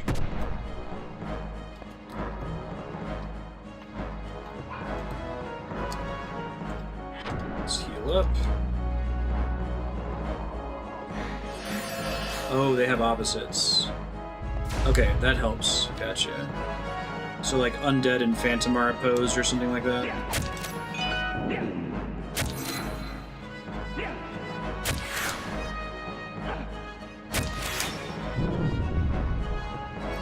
Become way too dependent on that screen at the bottom there for being able to see my actual animations instead of watching for the exclamation point.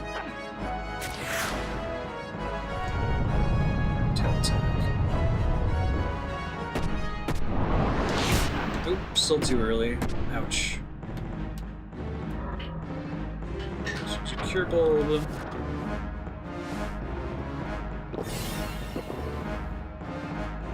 It's okay. Darkstar made me pay $60 to play Tales of Berseria for 2 hours, and another like $40 for Nier Automata, so I can manage 45 every. As long as people aren't doing it every single week. Most people are sticking to the same game or trying to get it to me when it's on sale. I can roll with it.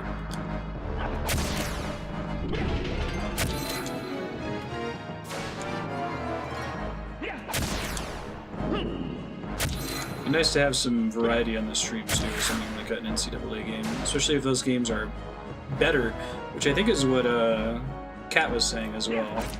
As far as football games go, Madden's kind of trash, right? EA have not been good stewards of their rights to the NFL. This is going much better than previously, just because I'm staying out of range of his fire breath. His other attacks still hurt, but not anywhere near as badly.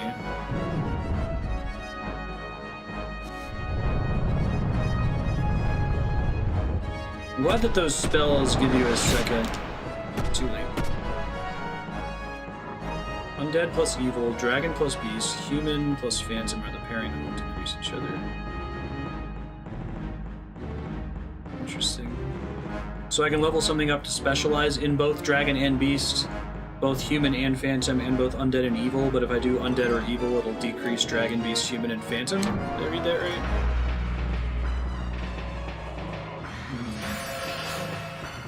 That's cool. Thank you, Dreamy.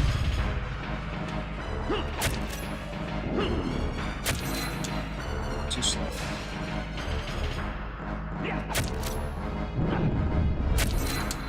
Too slow.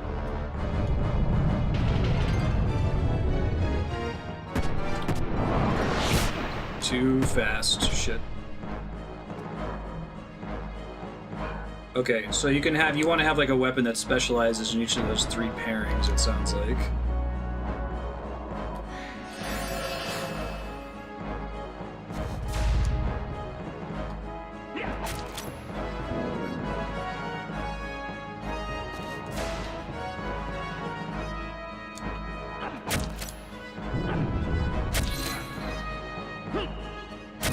Too fast. 1,000, 2, 1,000, 3. Okay.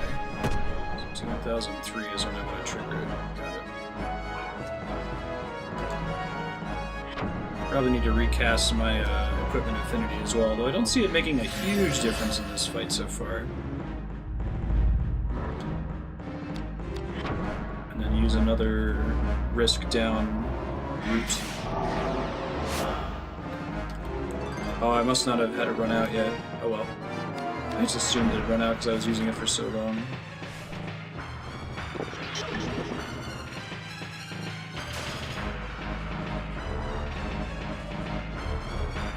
Type and not affinity, that's important.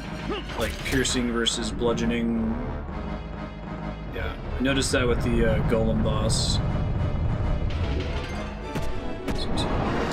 Oh, nope, I counted wrong. Oh well.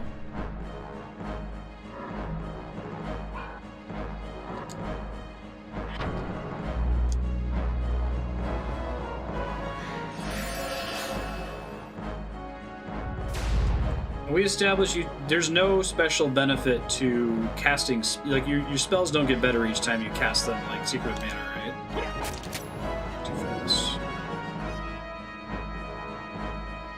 Hey! First try. I really thought we were screwed on this guy, but turns out the key is just don't stand in range of his thermal breath. I see, and that's the more important value than affinity. What determines score? It's just crazy to me that they even display that. Alright, big money. I think I've gotten a crappy upgrade every time so far. Fine, I'll take 4 HP. That's not great. I think that's the worst thing I could possibly get, right, is HP. Analysis. Ooh. That's extremely exciting, actually. Kill the Dargan. Game over, yeah! Game over, yeah? I won! What are you talking about, dude? Ooh. Die immediately when we get out here. I see. So that said miss because he didn't do fire damage, so it didn't accomplish anything for me to press the fire damage. This button. Ended up not using it anyway. Oh, the Dragon's Gate. Fair enough. Let me try changing my stuff here real quick. So we want chain abilities. I want this to go back to paralysis because that turns out is the stuff. Could maybe switch these. Guess getting back health from a successful attack might be better than reflecting damage, but best defense is a good offense and all that, though.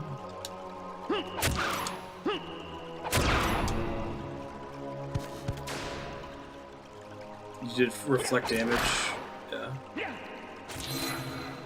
Yeah, I noticed that if he uses Fire Breath, I was reflecting like 70 damage per hit.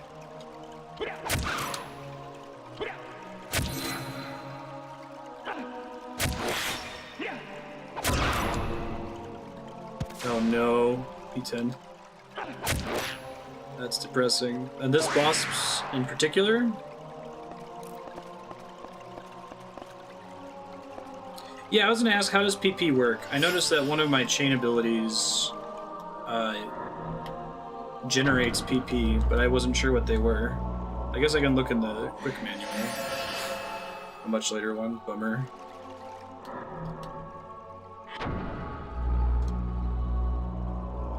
Only cast spells when you're far away. Let me double check my battle abilities. It may have been one that I didn't have access to yet. Adds that amount to PP.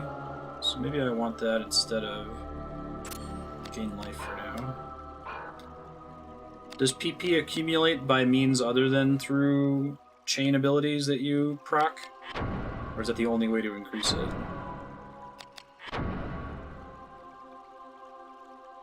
Oh yeah, so PP's maxed out on this nail, so I probably don't actually need that, do I?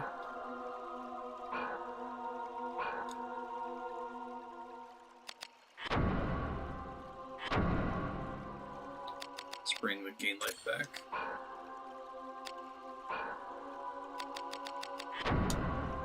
Let's totally save, because it would be depressing if we lost this progress. Dragon boss wasn't easy.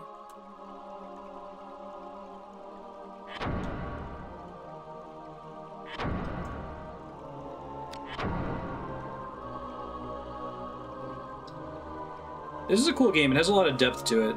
I wish it did, well, so part of it is that I haven't played it for like 8 months or something stupid, so that's my fault and not the game's fault. But I do wish that it, instead of doing this quick manual, like, hey, let's dump all the rules on you here, that it was a little bit slower and kind of introduce mechanics a little bit more piecemeal than it does. I feel like I can say that even with it having been 7 months since I played it. Increases by using the weapon, the skill just helps it build up faster. Okay, gotcha. Now, does PP decay when you're not using that weapon? Is it an incentive to switch back to old weapons repeatedly?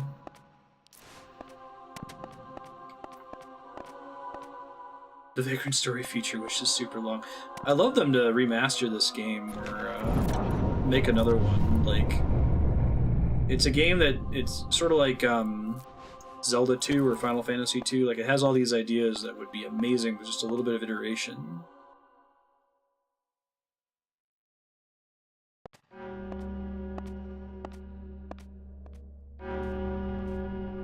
Decays if you're in battle mode for a long amount of time. Let's see. I love the cutscenes in this. Can't shut up about that. They look really good for the PS1. Try to think about, like, Final Fantasy VII in comparison. And the fact that it's all fully 3D, they probably could have gotten away with pre-rendered backgrounds. Most PS1 games that went fully 3D look... I like Legend of Legaia, but that game does not age well graphically. Much the trouble of how the character's breathing and moving slightly instead of just being still models.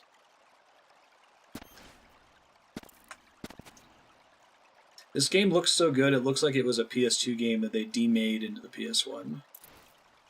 Going way...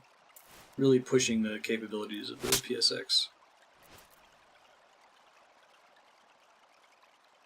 You are staying on the escutcheon of our order.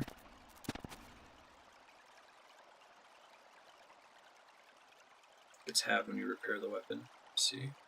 I think I've been repairing the weapon just passively by using the temper chain ability. Yeah, I don't know. Using a manual like that, I remember being super turned off by Final Fantasy 13. I didn't play it for very long. I only played it for maybe 4 hours and remember virtually nothing from it. But I do remember the game littering the opening with all kinds of proper nouns with apostrophes in them and just being like, hey, if you don't know what we're talking about, go read the in-game wiki, which was like hundreds of pages long. And it's like, you guys can slowly introduce me to these concepts. You don't need to dump like 50 of them into the first conversation. Refill DP by repairing and it takes from PP. Okay. That makes sense. So as you use the weapon, you repair it. DP reaches 0, attack power is halved. That's a good word. I mean, this looks like this is an evilly... This is after Final Fantasy Tactics, so they decided to spend money on localization after spending virtually no money on Tactics localization, right? So let me just confirm the weapon I currently have equipped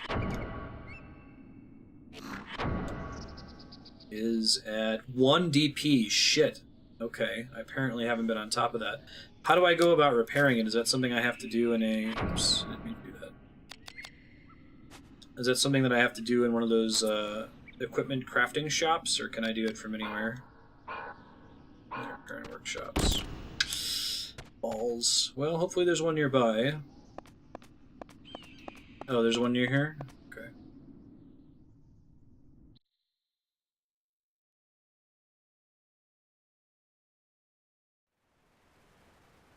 It must be the other door. It's okay, I'll go back to it soon.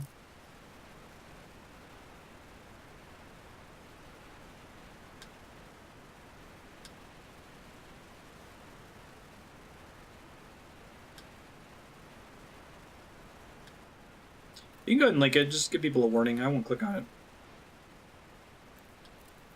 Put it in hide, maybe.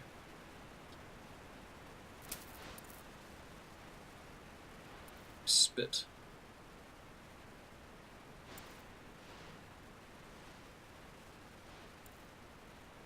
Keaton is the genius to whom I owe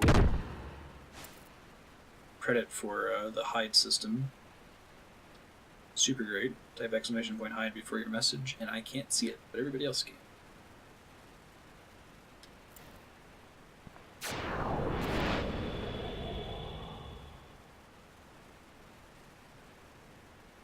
Now, did he just Obi-Wan that guy, or like is that a special thing that he disappeared like that? Or does everybody do that in Vagrant story when they die? So in those who serve the dark. I guess I just got my answer, huh?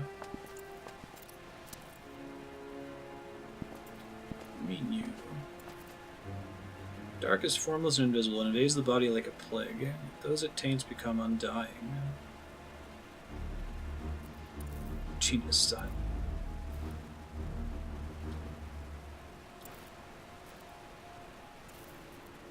What is death? Baby, don't hurt me.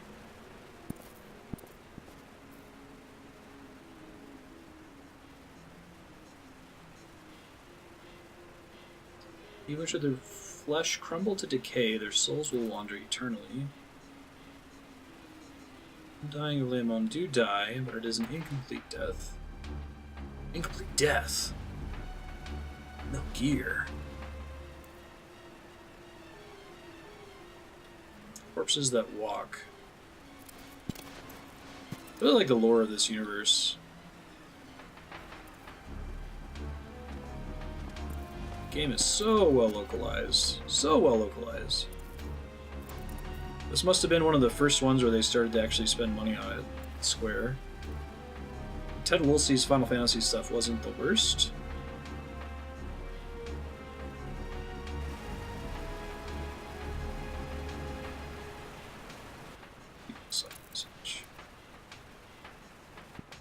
Just search for this Sydney.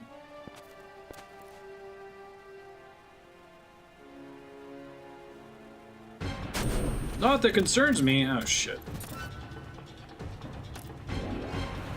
Alright. Yes, yes. Blah, blah, blah. Too fast. I might have to switch weapons because my...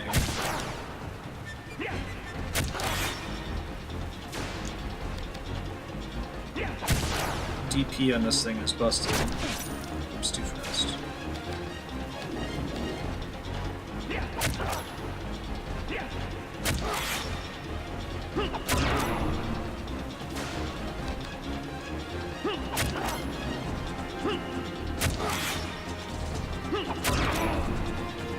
It also looks like they're too armored to really benefit from... I don't think I want to use piercing damage on them anyway, so let me take a look here.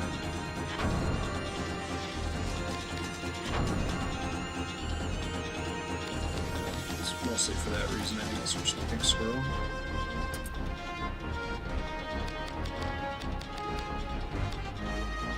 There's a Metal Gear Solid 5 cinematic that unlocked today? Really?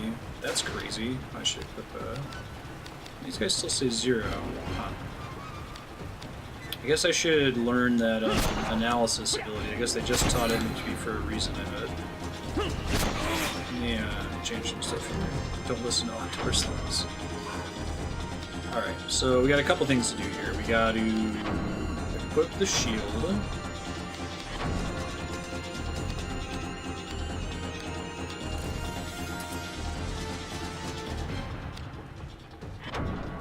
This one, very little. Alright, and then let's... Yeah, we want to go to items, use item, for more analysis. Alright, fine.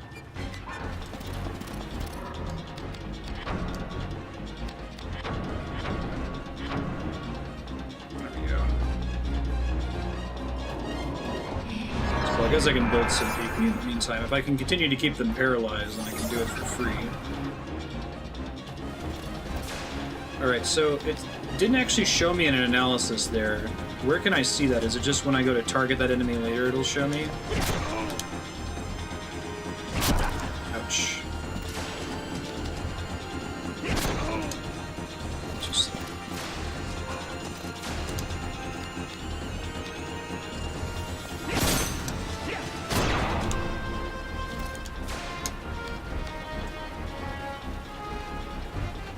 Status R1.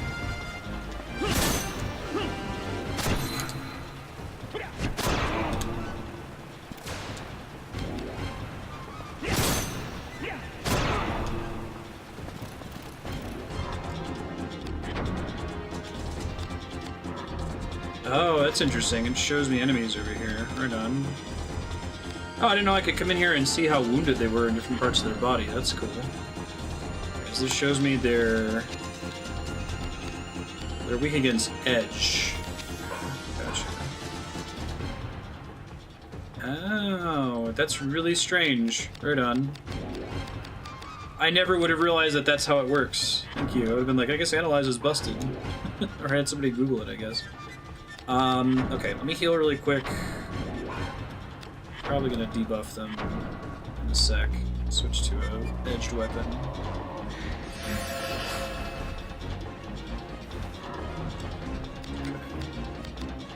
Items. One big thing on the wish list for this game would be easier ways to swap weapons, given that it's so critical to the game experience, right? This thing is 136 PP. Let's do that. Do that try.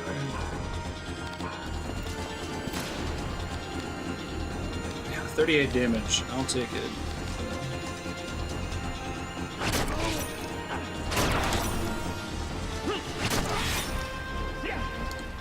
Too fast. I'll take it. Too fast. Let's see. 69%. I like how their legs are the most likely to be hit here.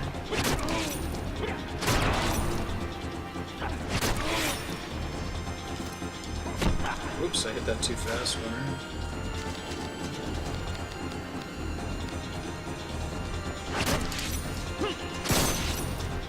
Doesn't look like I can paralyze him. Oh, maybe I can, I just missed.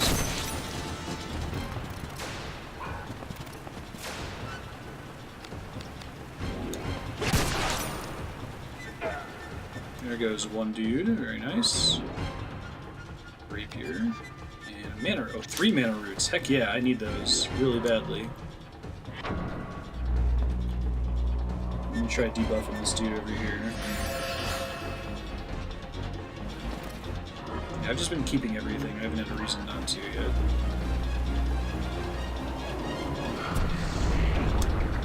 Hit that a little bit sooner next time.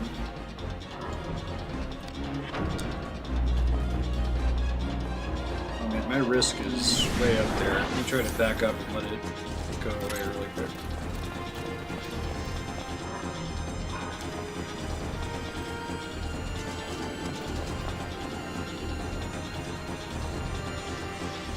Just chilling.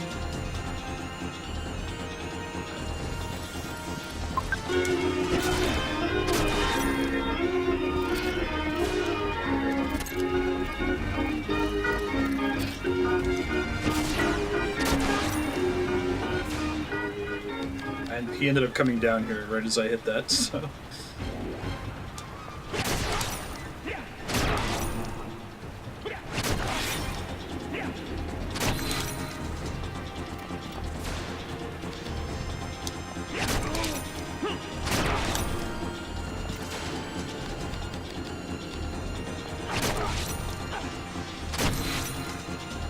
It's okay. Heal. I never did it. Debuff them. Let me try to do that real quick. That's what I was planning on. I just kept getting distracted by other things. Degenerate's a single target thing, right? It doesn't like hit all targets in range.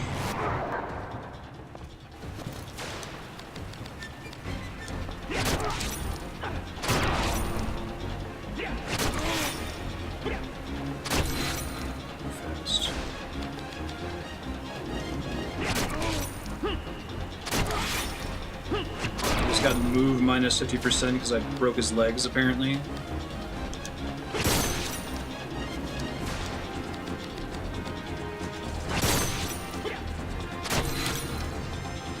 I gotta go let my risk pass here.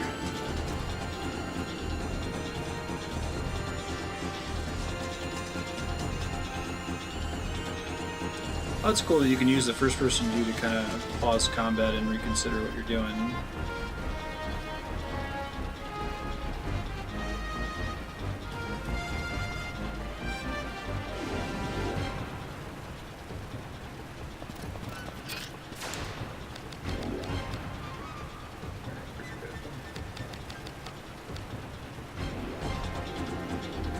Now, when risk is higher, does that make me do more damage as well if I actually land a hit? I thought it just made me receive more damage, but I guess that makes sense. You're trading off.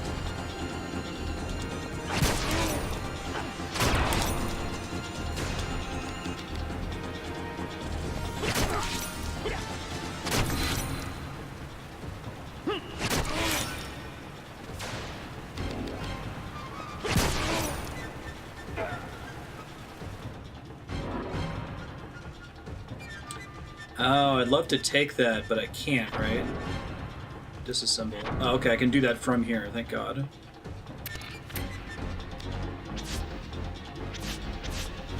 Gotcha. Risk more, okay. Gotcha. Thank you. 50% of the MP used in foe's magical attack to Ashley's MP.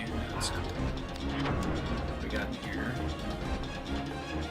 Oh wow, Crimson Pain. Ashley has sustained like 10% of the difference between Ashley's max HP and current HP. Is that how I should read that one? Take this.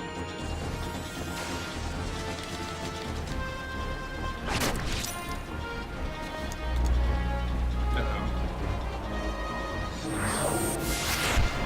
Too fast. That wasn't too bad. It could worse. It's too slow again, man.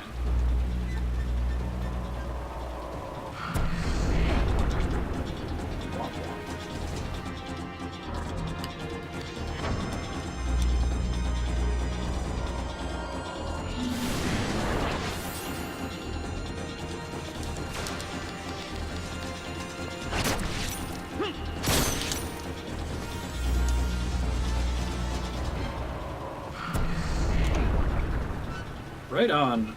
Now, I guess the only reason they let me resist that is so that if I had a thing that says undo poison that was just applied, I can press the proper button for it. I like that you can change those in mid-combat, that's cool.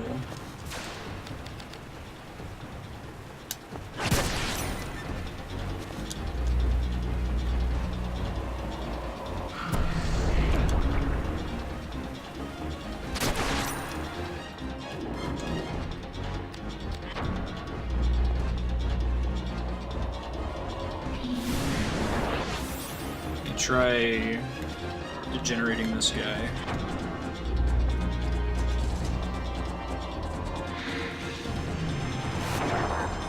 Ooh, bummer. I didn't see the hit percent chance.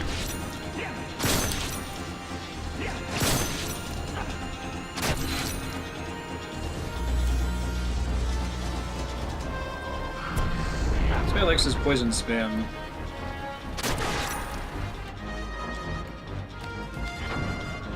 I could maybe switch to a thing that avoids the poison damage here, although I feel like the fight's almost over. Let me try really quick though, if I have something like that. Defense... Paralysis. No, just paralysis. I guess I'd want to use the thing that lets me steal some of this MP, would be the only thing that matters. I insist, I really truly want you to be good. Hey... Soul is not ready, God. Poor guy.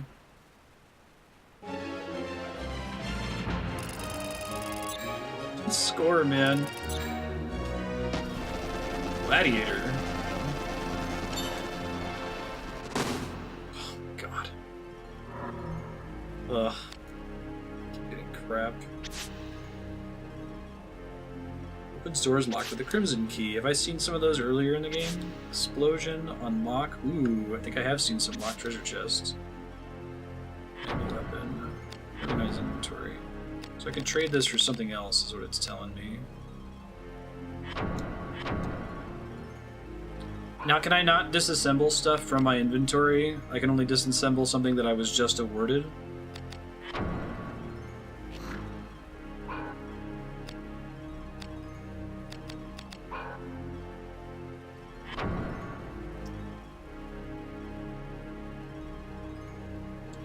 See using the staff, but I think I'm just going to disassemble it. I need to save some more space in my inventory for future boss fights like this that drop a bunch of weapons.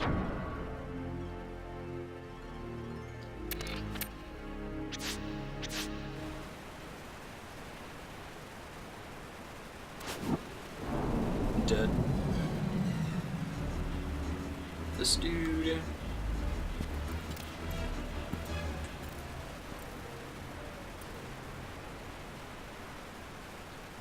I'm gonna head back and save before we craft, and then I'm gonna run to the restroom real quick.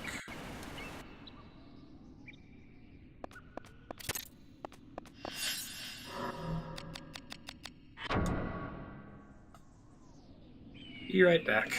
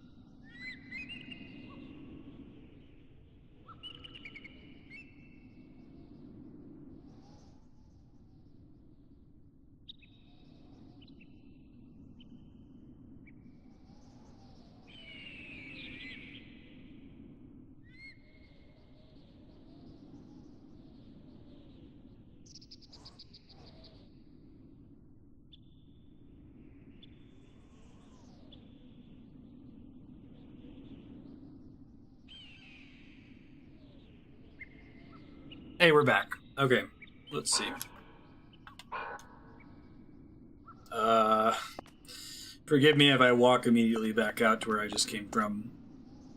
Because the map doesn't actually... I guess it shows you the door you came from, so you can try to figure it out based on the geometry of the room. Thank you. Looks like I had to go that way anyway.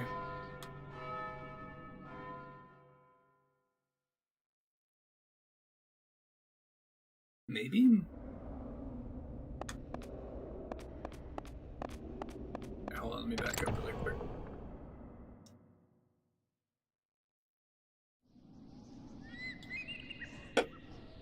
There are several exits from this room. One of them is a workshop, I think.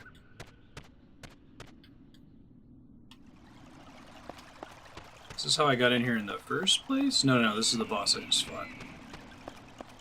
I've literally tried every room except for the workshop. I am so sorry. I think this is the way back until the previous zone, right?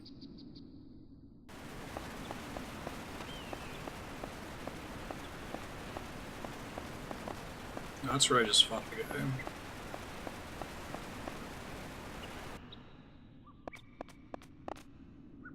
Nope. I'm so sorry. Is it downstairs, maybe? Or is that the way back to the previous zone? It's the way back from the dragonflight. Guess I can look on the map. Hold on.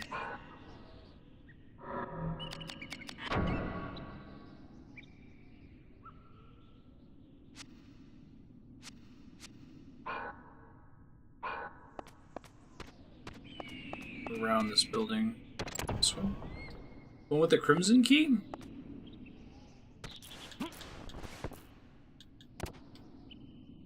It looked like that was taking me back to a different zone. This could be over this way. Okay, I'll look for it.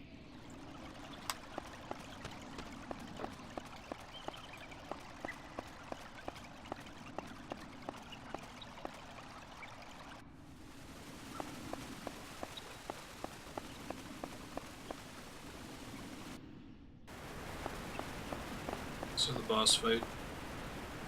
I passed the door to get into it. Okay, I'll try to find this guy right here. Let me see.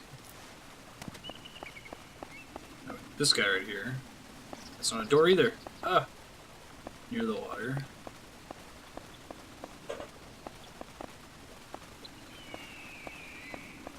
I'm so sorry. I'm sure that you're like, oh my god, it's right there, dude. I can't open any of these. I'll go back.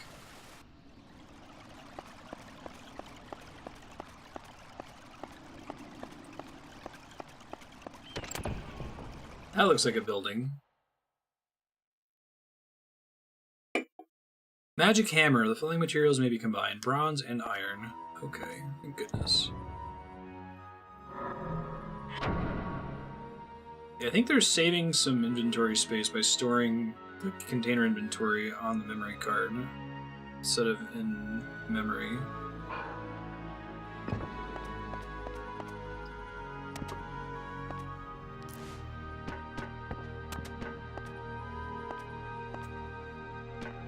I just have trouble finding my way around in this game in particular. Now, is this... I can start combining stuff from anywhere in the workshop? As long as I'm standing in this room, I can go in my inventory and start messing with stuff?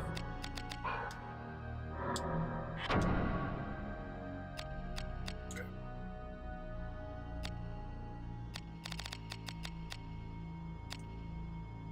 Gotcha.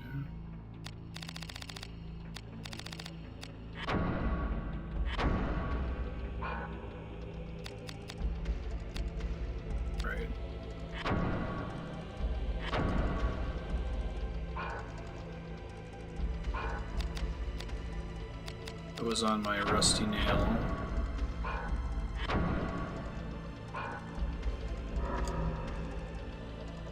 So it's not in the items menu, or is there another button I have to press to interact with it? Crafting with it. So it looks like the only options I have are discard. Go to the exclamation point. Setup. Okay. Ah, here we go. Thank you. Sorry. Okay. Disassemble my extra weapons. Let's totally do that. Try to have one of each different kind of thing.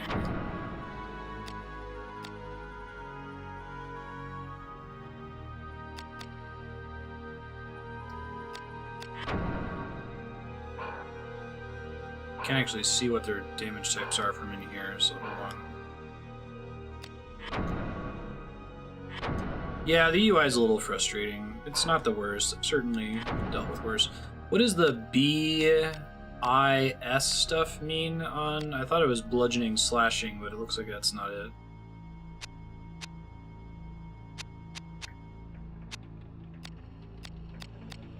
Alright, so I want to have two-handed and a one-handed of every kind of weapon, I think. So I have an edged one-handed, edged two-handed.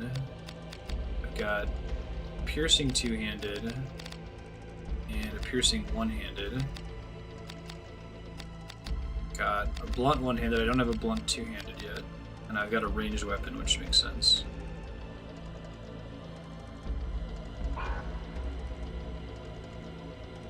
Bronze, iron, silver. I see. Thank you. So I can get rid of one of these two, probably this one. Well, the Soul Kiss. Silver is a higher quality, I guess.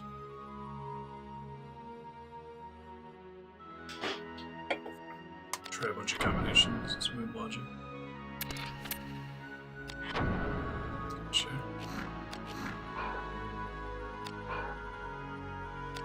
Alright, let's try doing combine lead.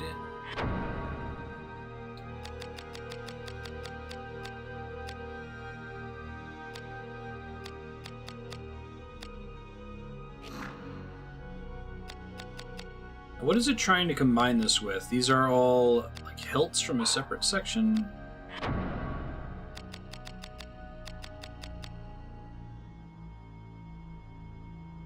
Sorted by rarity. Oh, silver is used to make Damascus and they're sorted rare. Let's see.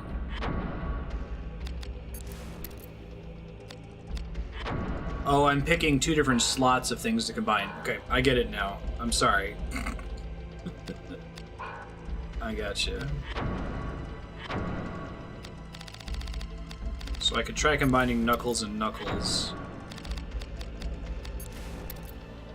Bronze Knuckles and Iron Knuckles. Now, it didn't actually show me what happened when I combined them, did it? There's a set next to one that's currently part of a weapon. Ah.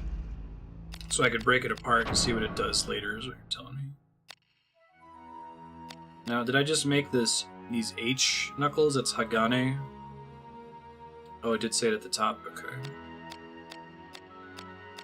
So this is worse intelligence defense for slightly better strength defense. I see.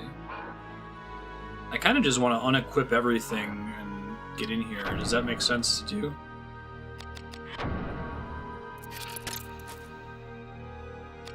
Just mix all of my stuff.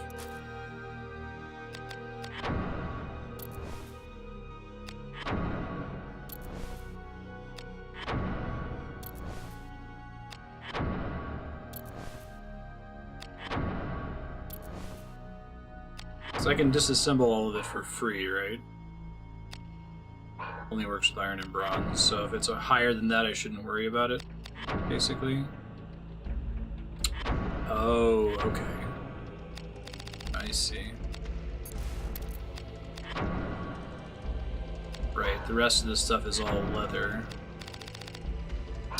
Gotcha. Which is most of what I have. Okay, I understand.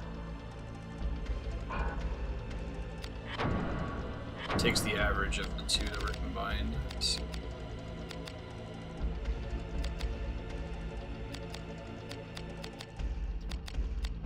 So bronze plus iron equals Hagane. Bronze plus bronze equals iron? What is iron plus iron? Silver?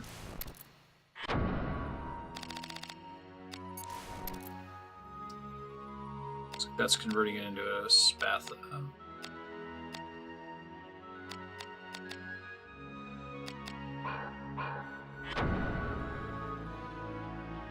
Bronze plus bronze equals bronze. Is Hagane technically a step up? Like, do I want to try to get Hagane if possible?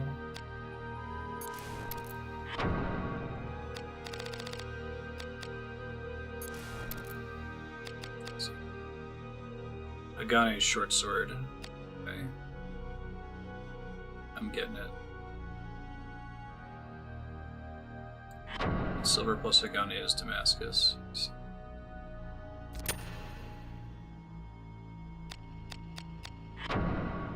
What's my gem situation here? Rusty Nail is still the only one that can take gems. Uses power against human, against undead. Success rate of non-magical attacks. Yeah, we're gonna keep Braveheart. Let's do that.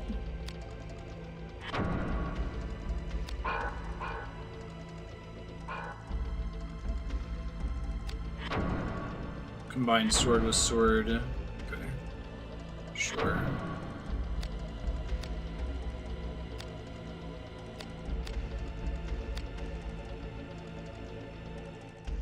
Let's see.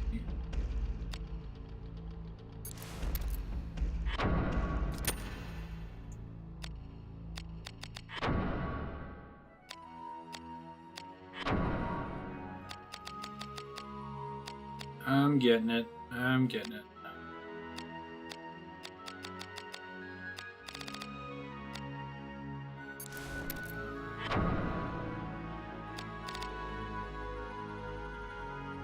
Silver staff, blunt one-handed. I see. It's pretty good for casting spells, though, I guess. Can't be assembled with a selected grip. Okay, so I would want to equip that first to see what the available grips are for the short sword, if I wanted to use the short sword. I see. Probably a crossguard. Oh, and now this one can use gems. Interesting. Okay. Gotcha.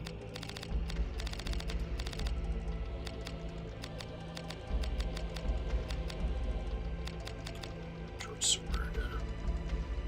It's a holy blade.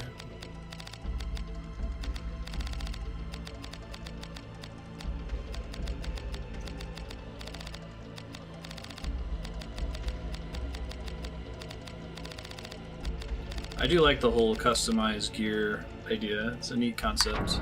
Again, something that would be really, really cool with some iteration. Being able to name it. Damascus is the highest. I see. Alright, that was fun. Let me equip everything again.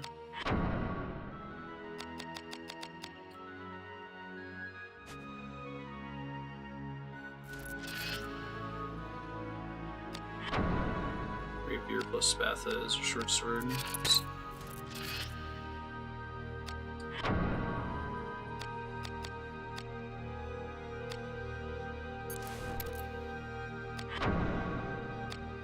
Bandage, I think, just to balance out the intelligence buffs.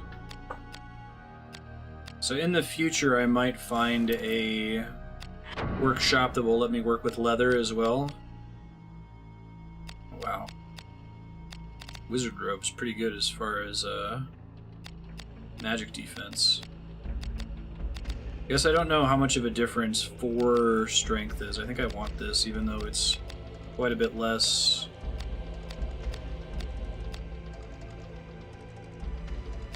Strength defense, because the magic defense is enormous. And I can already undo a lot of the damage from melee attacks. Past a shop in the wine cellar that worked with leather and wood.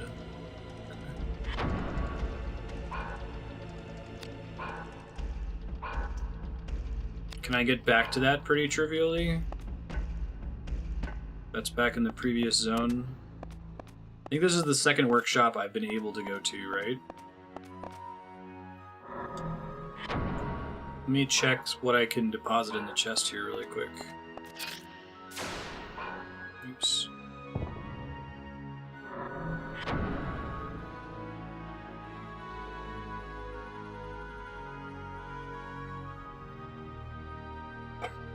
leather sucks anyway. I guess I'd want to be able to combine it to get rid of it. Alright, gadget bag. Store some stuff so I don't have to worry about this in the future.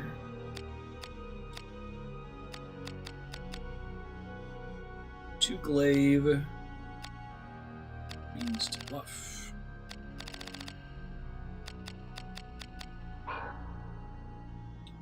Alright, so I probably need to make some grip room. Probably need to make some blade room. Blue means it's a fairly low amount, I guess, or I've got plenty of space, I assume is what they're getting at with that. Let's deposit some of the armors then.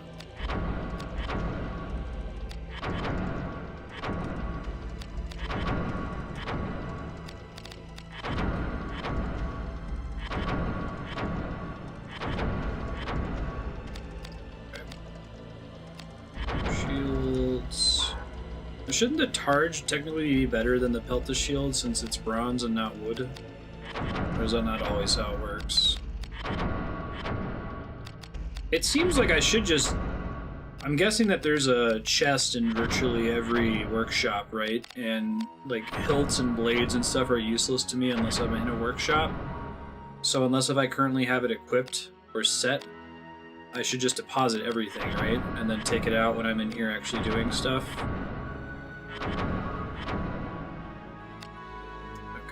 Okay. Sure.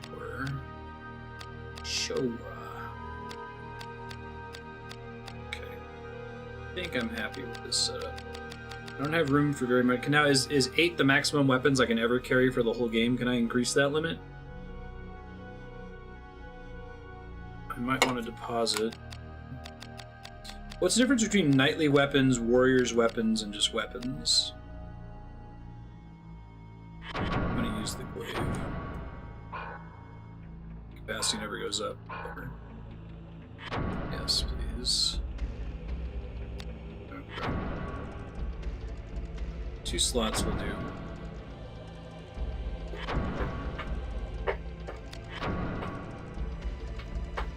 Man, those the weapons must take up a ton of storage for them to have had to have stored them on the memory card. It's a smart solution, but I don't think I've ever played a game that's had to offload its inventory management onto a memory card. This just shows how bleeding edge this game is.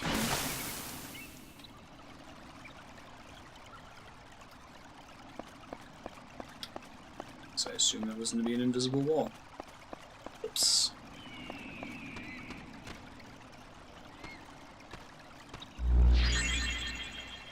Hey, what a lovely trap.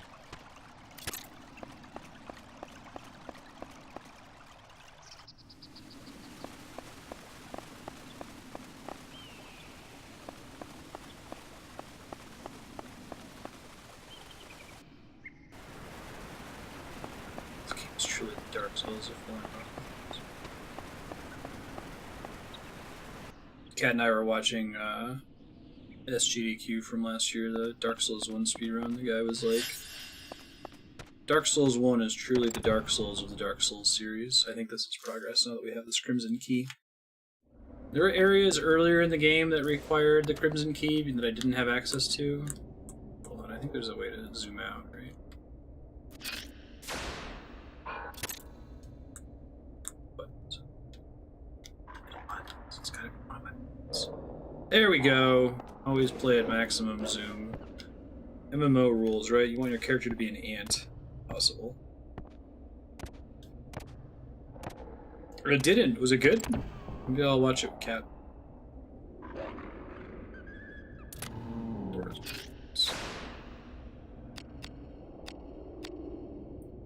I need to switch to my...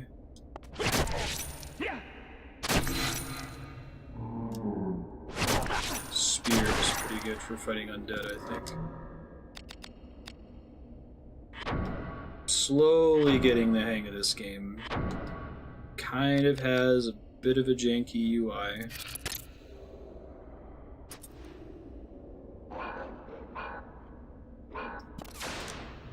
And a lot of its ideas, I think, are somewhat held back by that. Wow, yeah, I feel like this game could incentivize you to be like, I'm just gonna use this spear because it does 100 damage, and like, yeah, but you really gotta level up your new sword you just made, or it's gonna be garbage. Maybe I'll switch back to it just to try to level it up here. We're thinking stuff like the PP goes up every time I swing with it.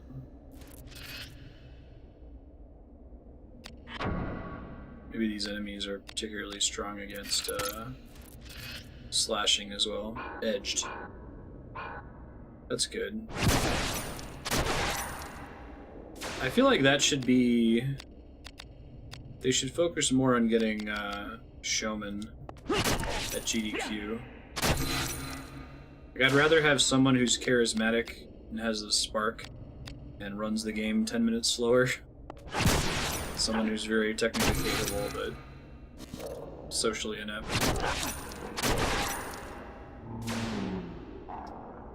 Right, I can take a chain ability that will increase the amount of PP I'm earning per swing. Let me equip that real quick, I think I know the one you're talking about. It's still...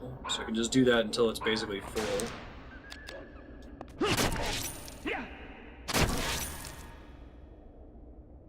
Ah, but it's a percentage of damage dealt. So I want to hit the part of the body that's likely to do the most damage.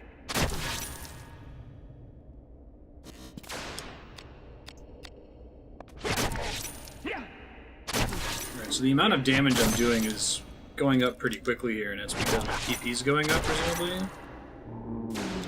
Yeah.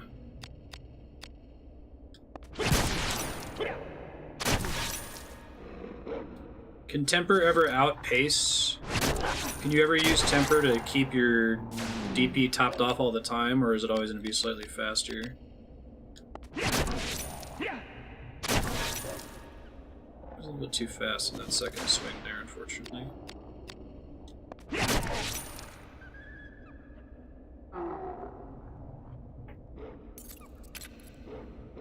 Cool. Oops. Well, I had some more grimoires and elixirs to use. Let me do that real quick before I forget. It's easy to forget.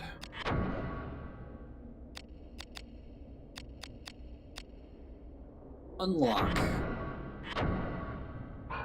I actually have to have a chest to use it. I see.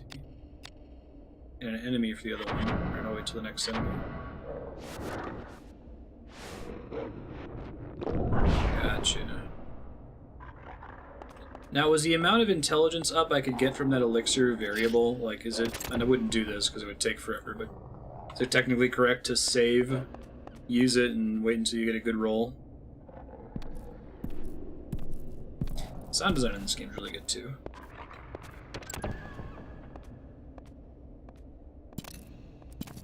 One to 4. Trash.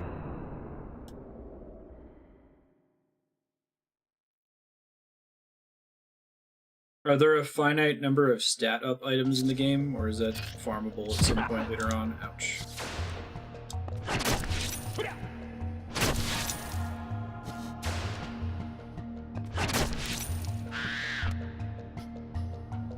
Ooh, I might risk decay here soon. Hey, more Vera roots. I need a bunch of those. Slow, really.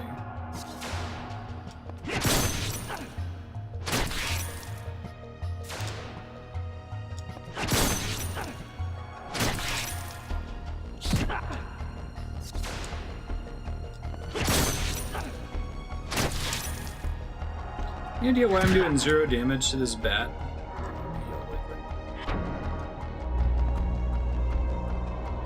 Oh yeah, so I could farm them for it. There we go. No, I'm hitting them. Now we're slaving. So let me check what I got equipped.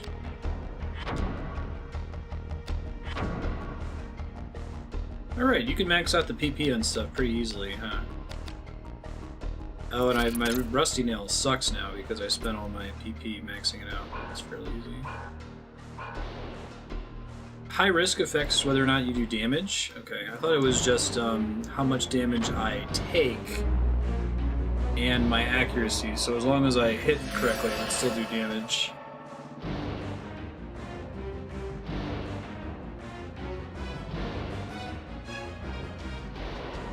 This music is super tacticsy.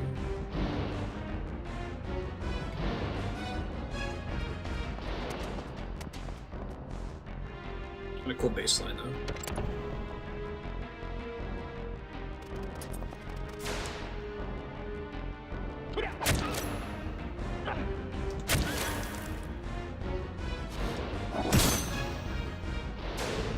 Hey, you missed anyway.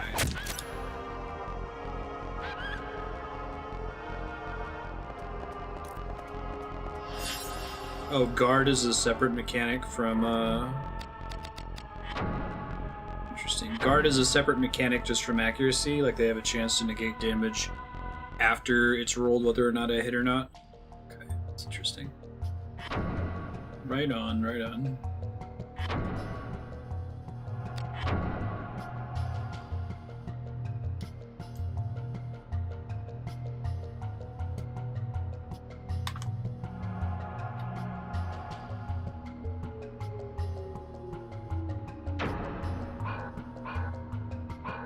Very accurate loading bars. Microsoft should take a clue.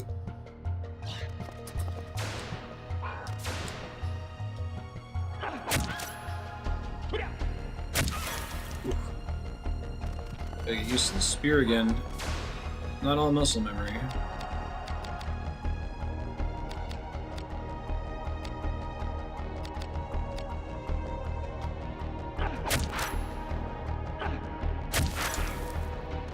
Really got to be landing that paralysis move too. It's pretty great.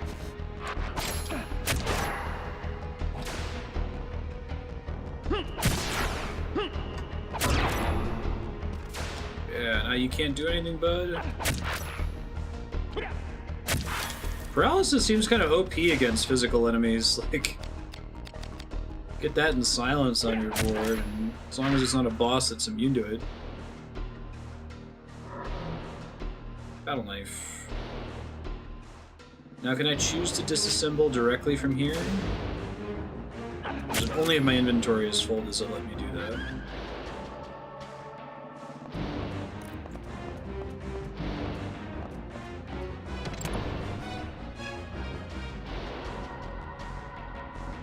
Door's been locked. Okay. Bloodsuck. Can you not? Too slow.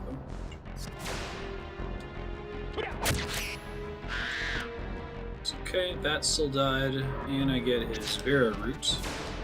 That's what I needed. Now, by human, they mean humanoid, right? It's like a creature type, I guess.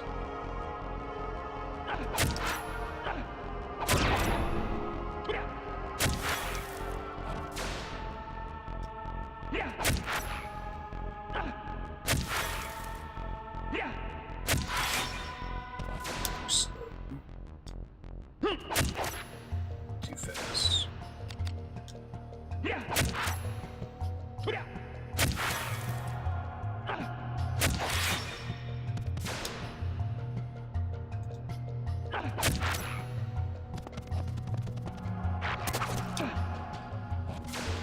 Right here, that deer scare. I think that's what that sound is. Reminds me of Shenmue soundtrack. Shit. Really need to land that paralysis.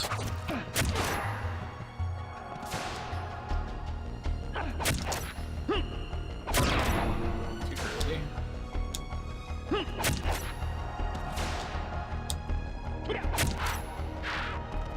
Alright. Ooh. Alrighty. Man, you can fill up on inventory pretty fast here. I wish you could always disassemble.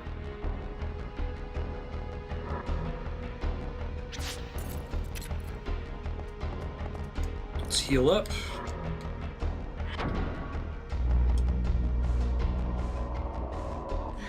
Go through while I'm fighting easy enemies and make sure all of my weapons are at max BP. I think that's probably correct. I can swap between them in case damage type matters. For a boss like that golem boss. Okay, let's see. So, Rusty Nail's already maxed out. These all have a ways to go. Big squirrel topped off here. I wish I could make loadouts in this. Somebody remaster Vagrant Story. Or make Vagrant Story 2, right? Whoa. I don't even know where I am right now.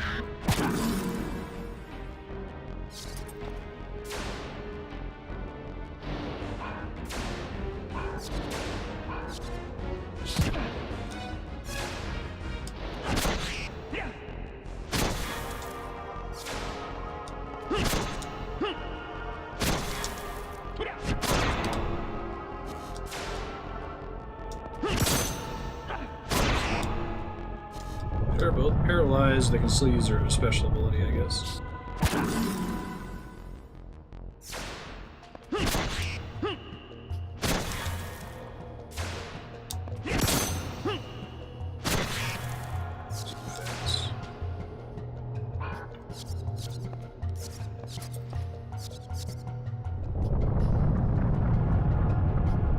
Don't do that, man.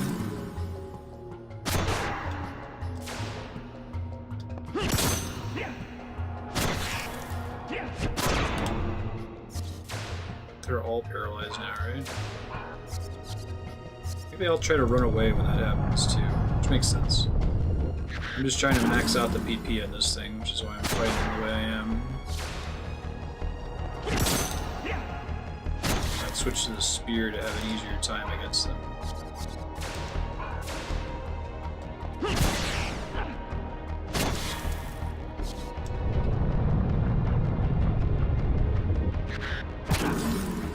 Alright. Let's heal up so I don't die here, that would be a bummer. I'm doing a little bit better on the PP on this weapon.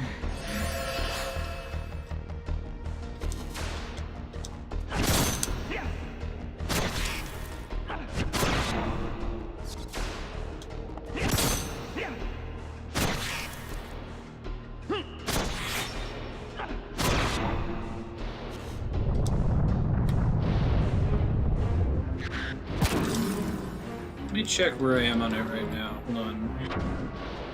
It might just be that bludgeoning sucks against bats. Oh no, my PP is just garbage still. Okay. Both of those things are probably true. Also, my risk is at like 63. Goodness. Alright, let's chill that out for a sec. Given that they drop the Vera roots, I can use one fairly safely.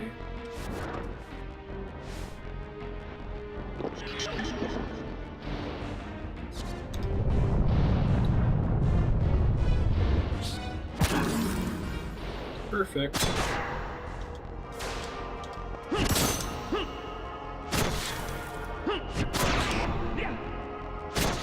Problem is I'm not actually getting the benefit of the PP increase from the special thing I equip because I'm doing 0 damage when I do hit.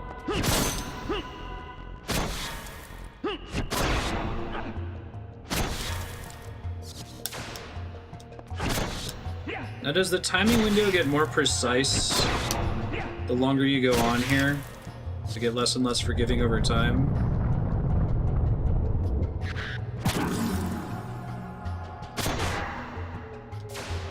Yeah, it only took me 6 hours.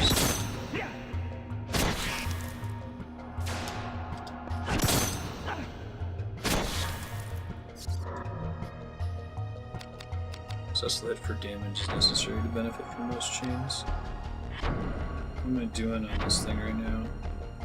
30? Alright, well that's double what it was before. It's interesting because it's like...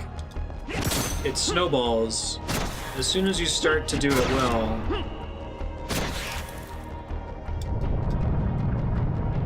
as soon as your PP starts to get higher, it gets to be easier and easier to increase your PP and so on. risk is at like 77, good god. Let me switch to the spear just to kill these bats. I gotta let my shit chill out here. Raging Ache does damage based on... by removing my health, right?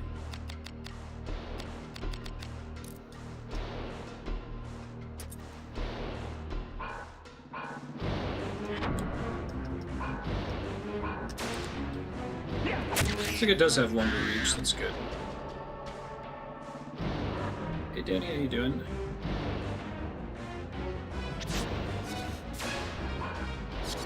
Which one is it mechanically? Ouch. Yeah,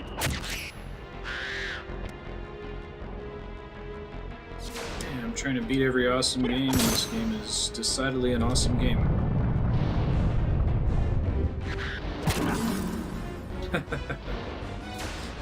Yeah, it could benefit from being a little bit less obtuse about that, but it's also the year 2000, so I feel like you have to be progressively more forgiving of video games the further back in time you go.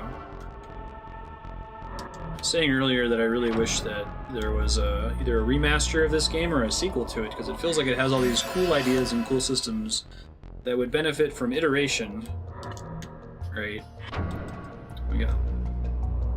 Anything that tries to be really innovative like this game benefits a lot, I find, from doing it once and then taking another step to improve on it. Absolutely.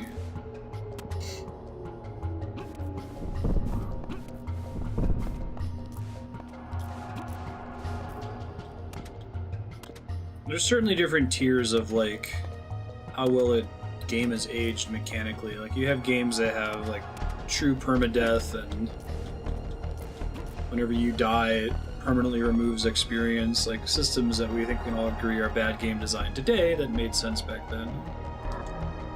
Wonky camera controls. I'll just top myself off.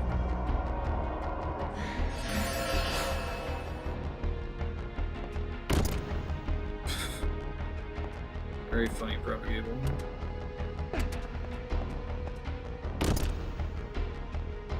Am I stuck in here? Oh, there's gotta be a way to get out of here. There's no way. I don't think I can move that block. Okay. Phew! Let's beat every awesome Madden game.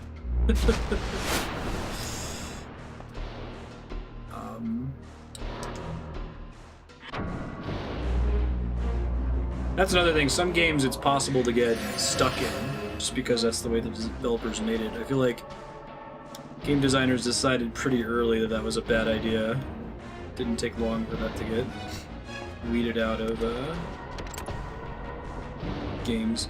To the point now where like you can just assume that you can't get permanently stuck in a game, and if you can, you better be like, what the hell are they doing with this?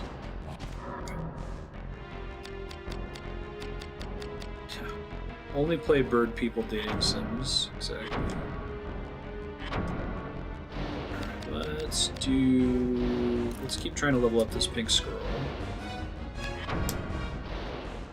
I'm getting it now.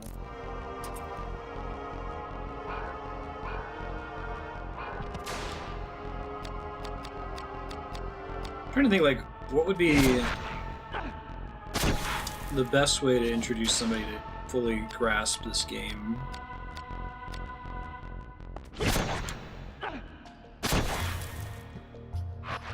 Having a little bit of a slower trickle of information at the beginning instead of basically requiring you to read the in-game wiki would help, I think, but...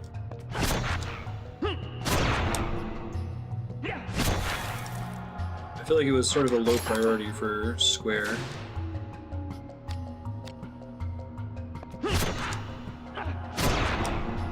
Try to paralyze all of them here. They definitely grip me by having timed attacks. Like Mario RPG, timed attacks I think are correct in RPGs. Mother 3 in particular. Just feels nice to have a little bit more control over the flow of the gameplay. Although they feel more mandatory in this than in Mario RPG, where you can play the whole game without ever using it and be fine. Shit, I don't think I have a spell to remove paralysis, do I? I have items to remove paralysis. Drowsy's Tear. Yeah. Well, so, you know, the RTFM thing, I totally get it. I still think that even if you have a detailed manual, it's probably good game design to teach your game without requiring someone to read a manual. And there are definitely games that are better or worse at doing that, right? Mega Man X has a manual, but you never need to read the manual to understand exactly how to play that game, because the level design is carefully put together to teach you the game without ever popping up with a pop-up to be like, "Hey Mega Man, you gotta press the X button to jump." Like, no, just I'll figure that out.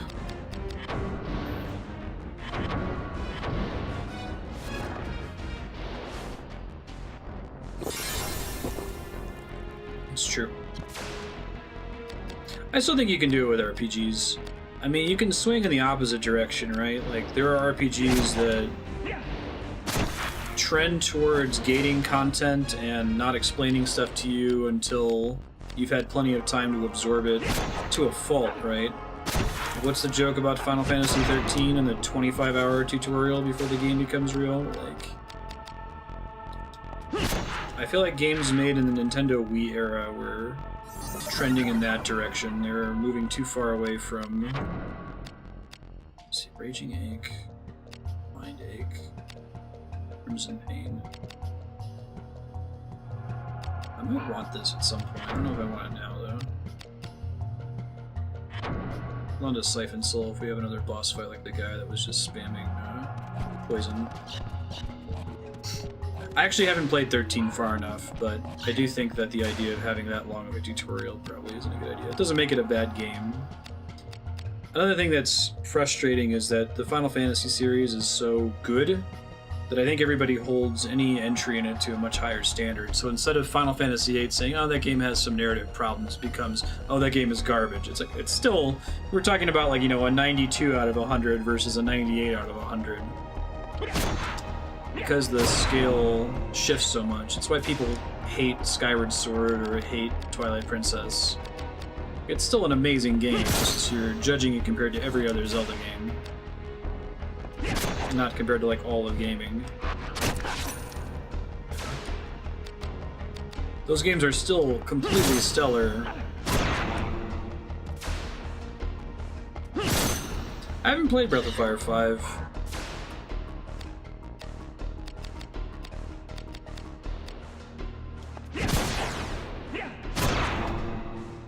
I feel like the gaming community is fairly susceptible to the poisoned well phenomenon. It might just be the amount of time that you're investing in a game, you know? Like, even, I never played No Man's Sky, but I even imagine No Man's Sky is not that bad of a game.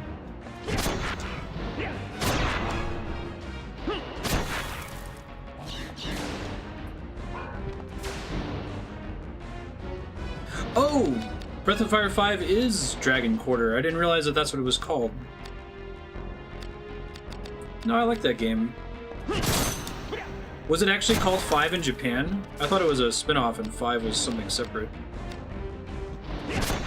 Okay. No, I thought that was a cool game. It had cool ideas. It was another one of those things that I bet it would benefit from some iteration. I think this thing might be at max affinity now, or PP. Was it branded as 5 in the West? I thought it was just Dragon Quarter. Right on.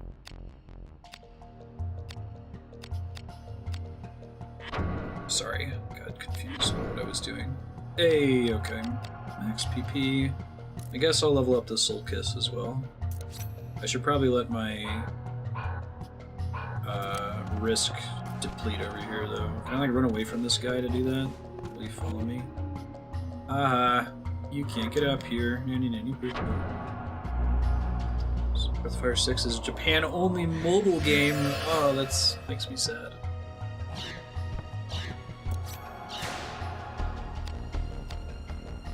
I mean, I'm sure No Man's Sky is not great, but I'm sure it's also not like the hot garbage. I don't know if it's more of a poisoned well problem or just our general issue with saying that a game that is 7 out of 10 is like actual unplayable trash.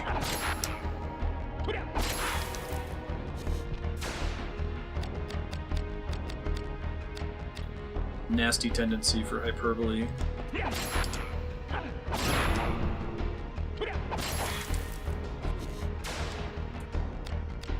Keep trying to go for my highest accuracy hits here.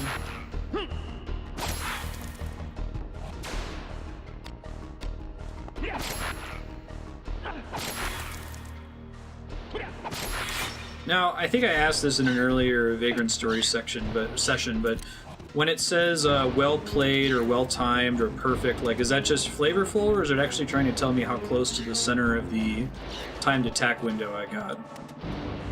Is there any difference between them? No, bummer. Wasn't.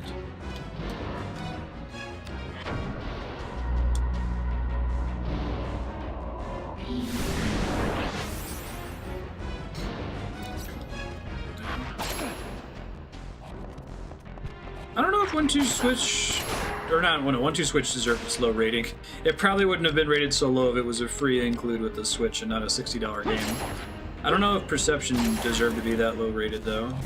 I don't think it really executed on its promise, which was kind of a bummer. It wasn't that bad.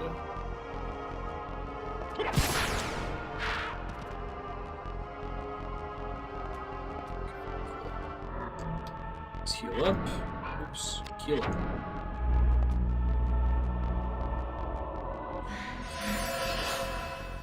Marble Drop also is a fine puzzle game. It's just...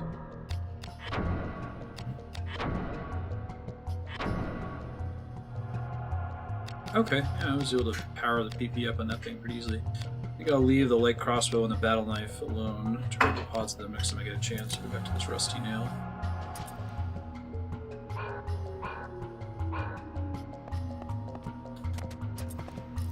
Is this an unlockable chest, you think? Do I have to stand on the trap panel in order to open it? That's fine. Nope. Ring sleeve. Oops. Just hoping I didn't lose all that stuff. Chain coif, Undyne Jasper, water affinity. Okay. Unseals a door in the abandoned mines.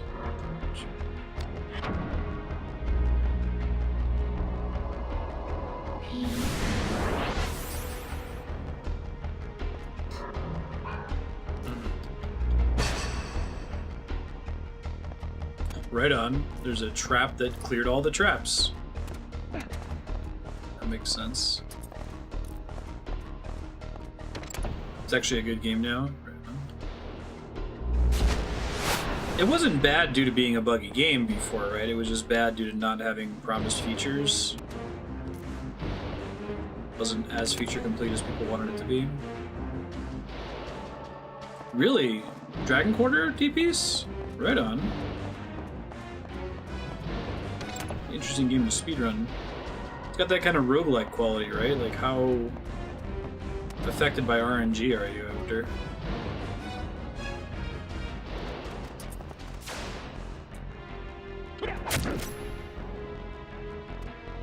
A bit of both.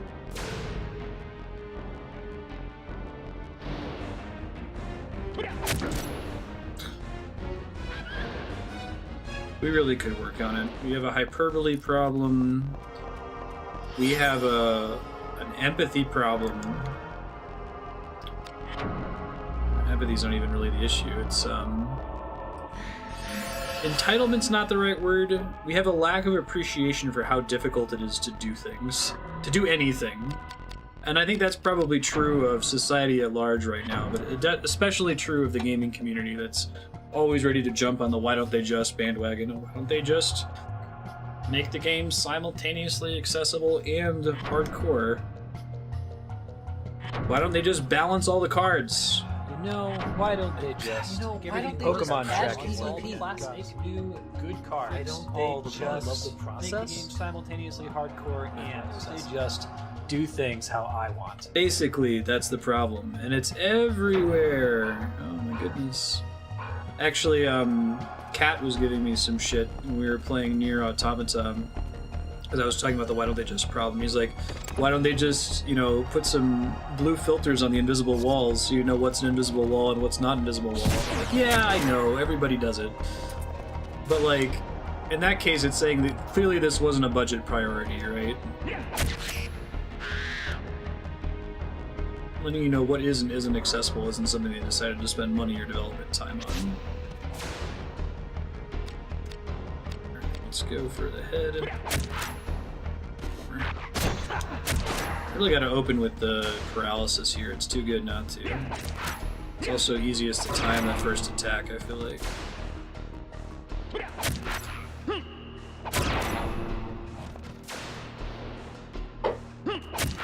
Can probably change the battle ability. I don't need this PP thing anymore. Let's see. Heavy shots. That's kind of nice. Do the regenerate HP one, but healing is so easy now. What does numbness do? I guess I can look it up. Try hitting the shot. You join it? I'm about to step off for a second. Okay. Yo, it's Kat. We will have a sound effect one day. How you doing? Hey, doing well. Talking loud.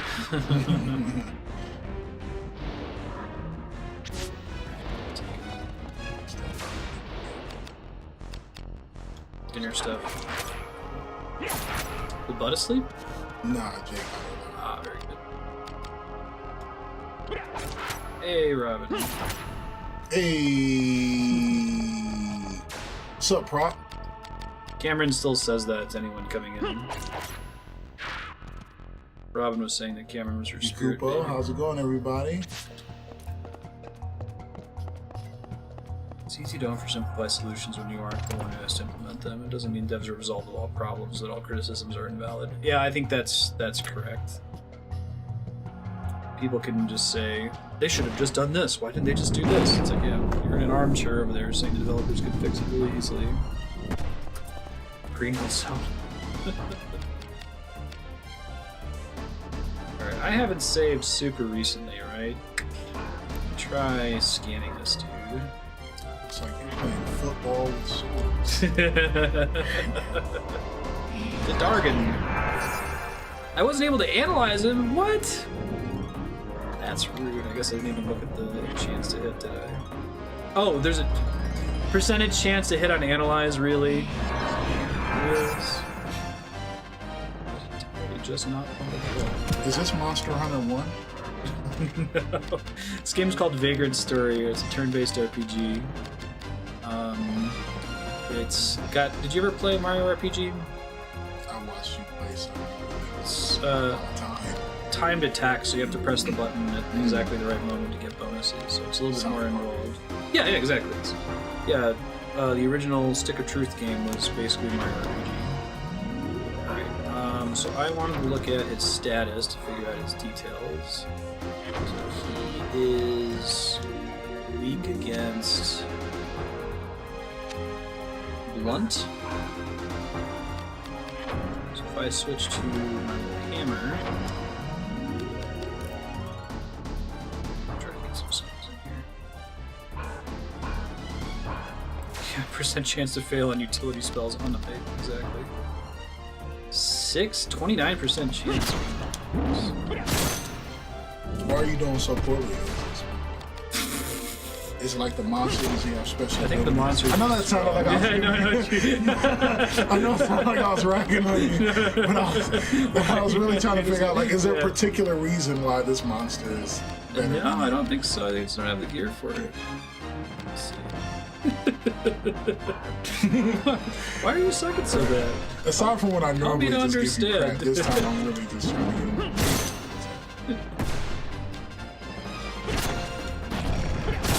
So poor. Maybe I can debuff him with. Let's try that. That might help.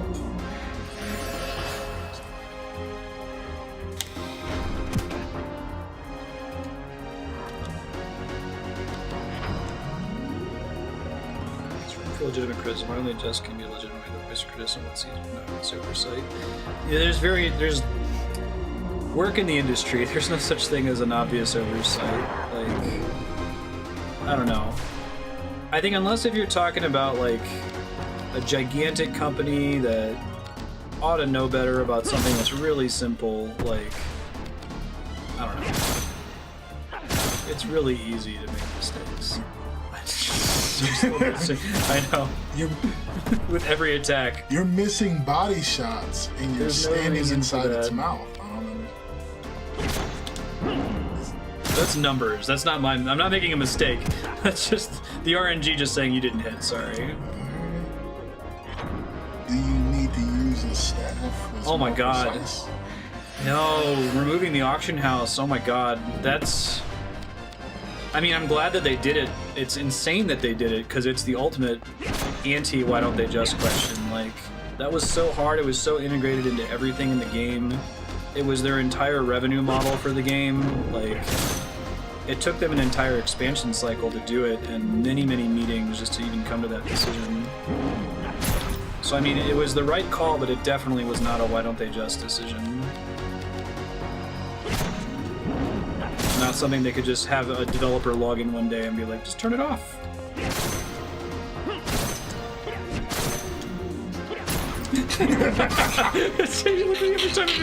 It's the game is deciding. It says I only have a 29% chance. Is this the final boss? No, he's Jesus Christ. just a guy, just a fellow. Here, let me, I can't take it. I'm gonna slide out here. Alright, see you. Have fun, chat. Stay Gucci lit. I'm out here. Dude, good seeing you.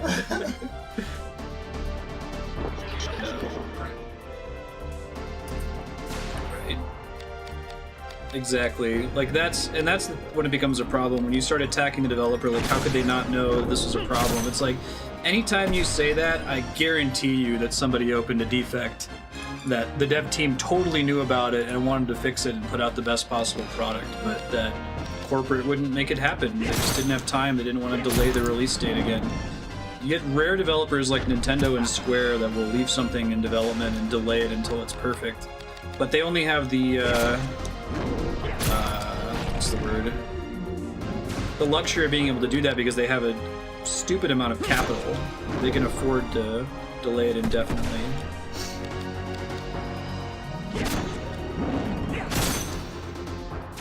Anyway, you know, we can still criticize devs. Like, we can be mad at Jay Wilson and Blizzard in general for taking Diablo 3 at the beginning and saying, hey, let's take everything everybody liked about the first game and remove it.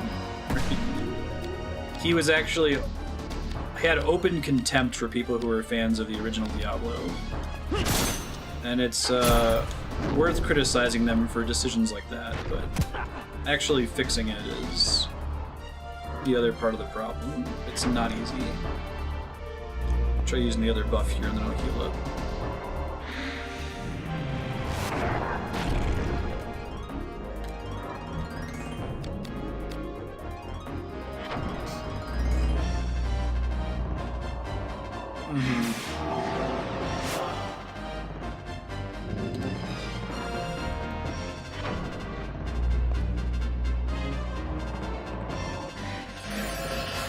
That's something that's worth, you know, complaining about. Or like another thing is, so this isn't a why don't they just problem. If you look at Final Fantasy XIV, right, MMO has this problem where there's a story mission that's there's a couple story missions partway through the game, and this was before they learned how to design their encounters properly. So the story mission is full of cutscenes, basically, that take a long time to watch. And for a long time, if you wanted to run these missions, you have to play them with random other people.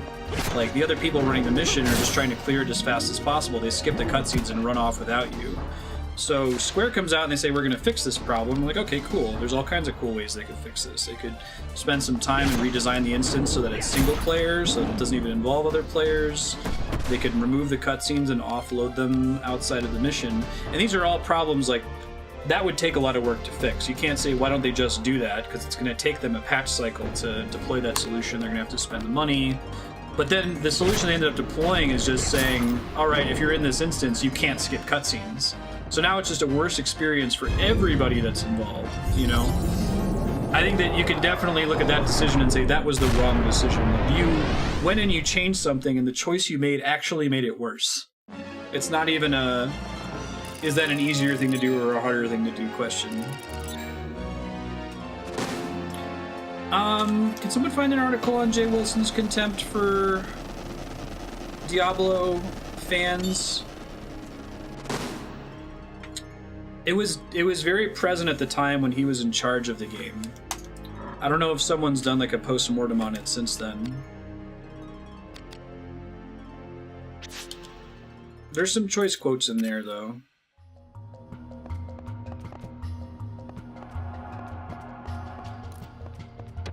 Oh yeah, when you get out of Rabbit Aster, I'd love to hear P10 for sure. What's up, Chaos? How you doing? Even then, you kind of have to, you know, the people involved are still human. They still enjoyed the product that they made, and they're bummed when people don't like it. They're never out. Like, developers are always out to make a game that they like and that people will like. They're not out to make a game that you hate. You rarely run into somebody that's as pompous as like Jonathan Blow that sometimes wants you to have a bad time. And he still makes great games, so he gets away with it.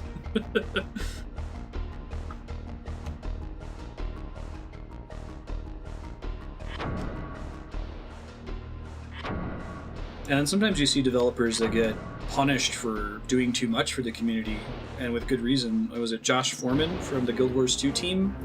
Was extremely active on the forums and very upfront and clear about what they were trying to do, but the community would always interpret his being clear as a promise of something he would do and add to the game, and when it didn't happen, they would get mad and say, you promised us that you would do this, this, and this, you know?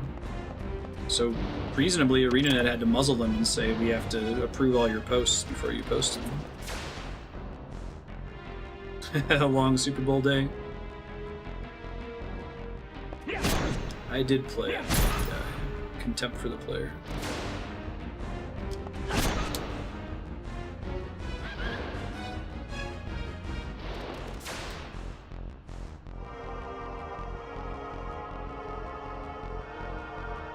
Right. Like the ideal is if you're doing the roulette, you want to get the roulette that's the easiest, fastest content. I'm excited about the new Cloverfield. We haven't watched it yet, but that's really cool. I hope that becomes a thing. Announce something and then release it that evening. Hype is almost never a good thing. I don't think I've ever had any experience improved by being hyped for it. Generally just raises my expectations too high, and then I end up disappointed in the end. I forgot to equip a shield while I had this thing on.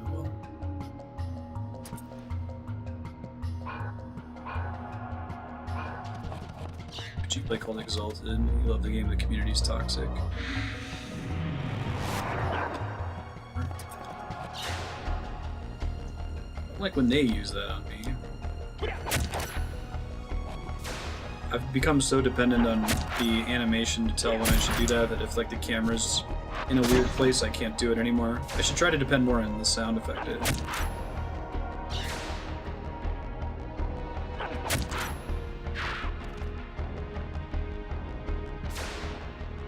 Warcraft's been an MMO longer than it's been an RTS. I feel like if they ever made a Warcraft 4, they'd have to just, like, disregard everything that happened in WoW.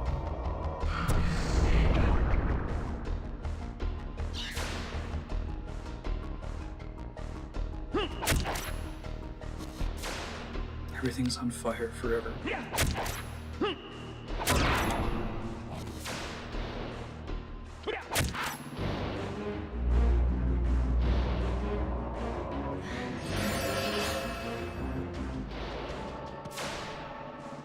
Altered Carbon? What's the premise of it? I haven't... I think I saw it on Netflix, but didn't click on it.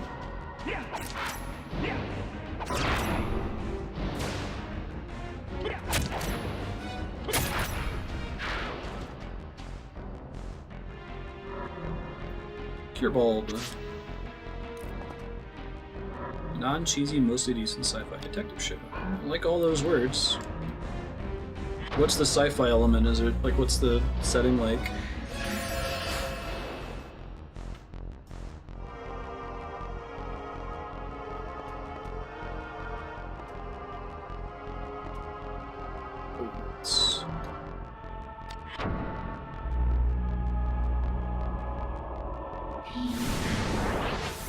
I mean, it's inspired by Eclipse Phase? Eclipse Phase wasn't inspired by it, right? Oh, that's cool. Yeah, Eclipse Phase is the setting where it's really easy to, like, jump bodies and fork intelligences and stuff.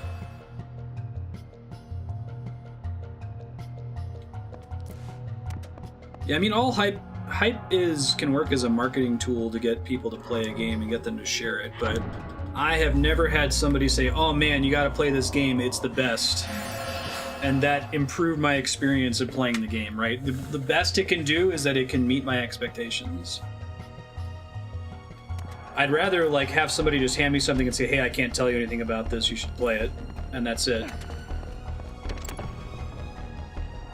People can download their consciousness into their bodies, mainly uses respawns for wealthy people. Ooh, that's cool. Oh, it was a book first. Oh, interesting. Right on, that's cool.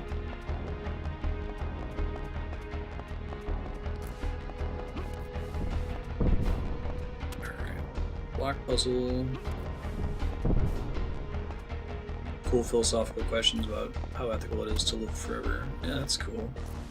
I really like Eclipse Phase as a RPG setting just because there's a lot of neat stuff you can do with like death not being permanent and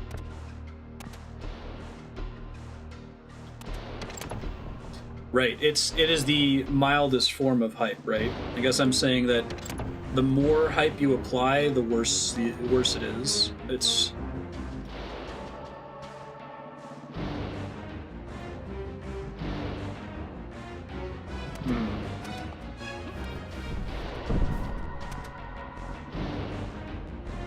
right.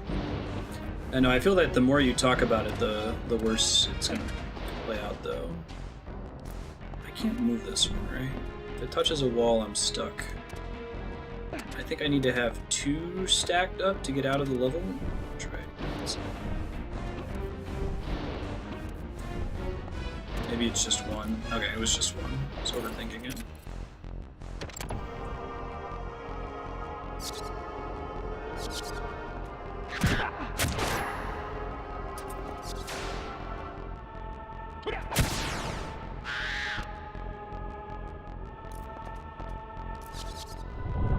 It could just be my opinion, but I don't know. I don't think anybody, like, saying, oh man, this mechanic that comes up into this game is really, really cool. Like, it might make me more likely to play it, which is a good thing, but it can't make my enjoyment of the game better than if it had been a complete surprise, right? Right. And that's a problem for a lot of games. Like, One Shot is a game that works best if you know literally nothing. Undertale is a game that works best the less you know, but then Undertale even has problems where you probably won't get the intended experience of the game if you know absolutely nothing. You're going to miss out and it's going to result in frustration, so there's some things that kind of have to be spoiled, but at that point it's... Now we're talking about spoilers more so than hype, I think. By hype I mean saying, oh, this is the best game ever, or... no one's ever going to top it. I can't wait for the new Final Fantasy to come out. It's going to be so rad. I've watched all the cutscene, or all the trailers for it. I used to do that when I was younger, and it robbed the game of a lot of the joy of experiencing it. It happens with movies, too. Like, that's interesting. What's the time limit in this room? I haven't seen that. Was it Terminator 2? Like the fundamental twist of the film was spoiled in every trailer for it. And like clearly the creators of Terminator 2 didn't realize that the marketing team was going to completely spoil the film, because the first act of the movie is setting that up as though it's going to be a surprise for the viewer. Mm-hmm. In Sixth Sense. Yeah, like now if you go into Sixth Sense saying the reason I'm gonna watch this is because I know it has a twist, like, you're very likely to pick up on what the twist is.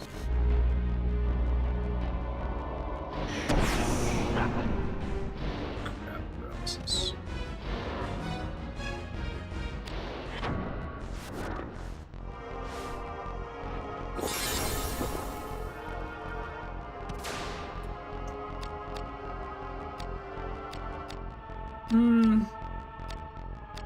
Don't think I agree, but you'll have to give me a second to put into words why I don't think I agree about Metacritic being a hype indicator.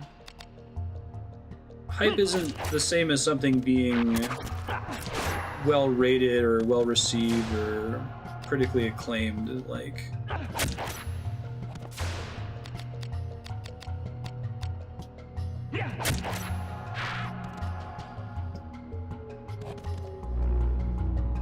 I associate hype with trying to sell something, right?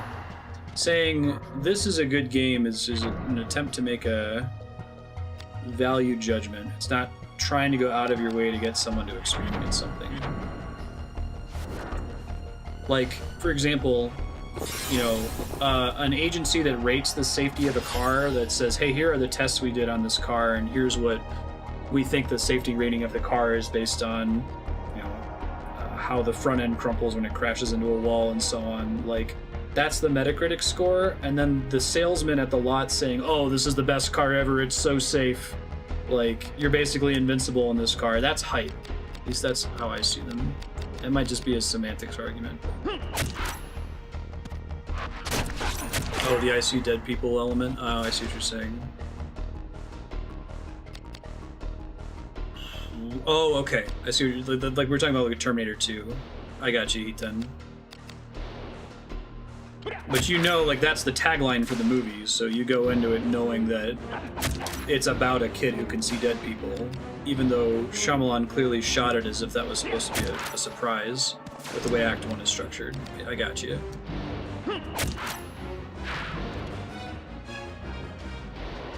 Yeah, I think that No Man's Sky suffered because of the hype. Like, if he had announced it on Thursday and it came out Friday morning, that the exact same game probably wouldn't have been rated as harshly, right? I really need to get a paralysis removal spell.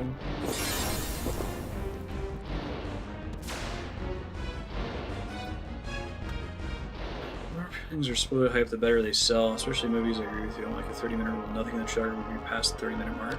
Right. I was okay with, like, the Force Awakens trailer did a lot of deliberate misdirection, which is a cool way to still show you exciting stuff. And there was definitely stuff that I saw in the trailer for Thor Ragnarok that I wish had been a surprise. But I can't deny that seeing it in the trailer made me more likely to go see it, so...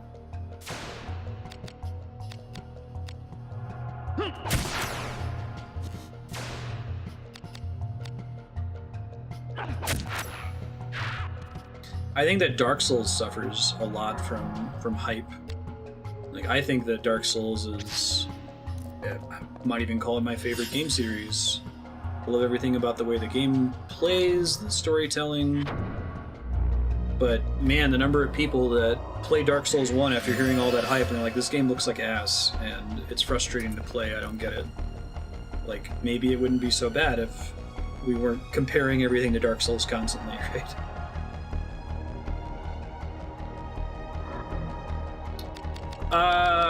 How do I say it without spoiling Thor? There's a character that appears in Thor Ragnarok that the way that Act 1 and Act 2 are constructed was clearly intended to be a surprise, but was completely given away by the marketing. An attempt to hype up the film.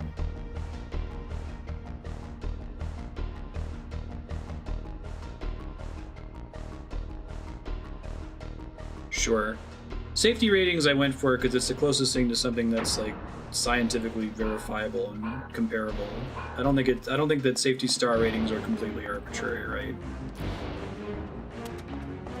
But the discussion, like any semantics discussion, pretty quickly trends to nihilism.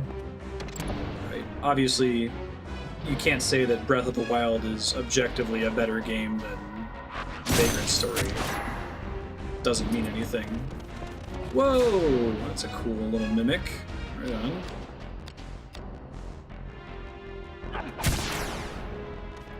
You can say that it has a more powerful graphics engine, it has better draw distance, has more potential hours of unique gameplay, but...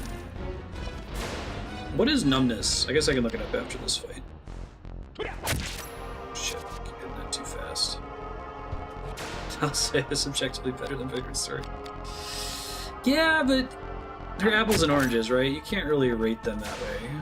You could say you believe. Okay, right. Sure.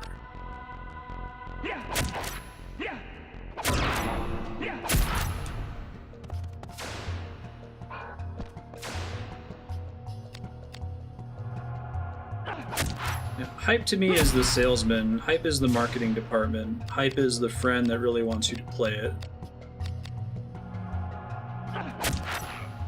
We can try to make some value judgments that aren't hype related, like this game follows what we have decided are good storytelling conventions, or this game has hand-drawn art. Took a lot of time and effort. Not like it's the best art ever, or hand-drawn art is better than computer-generated art. Like, those are more subjective judgments. But I feel like a lot of discussion on this channel can boil down to a subjectivity versus objectivity argument that eventually boils down to nihilism, so...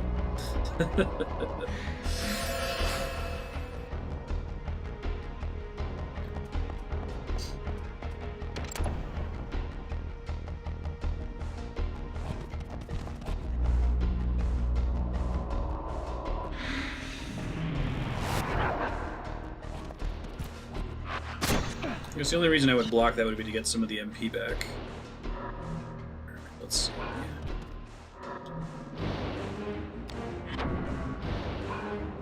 So I'll just try to kill them as fast as possible when they're not using their magic here. Poison mist, really, dude? You do me like that?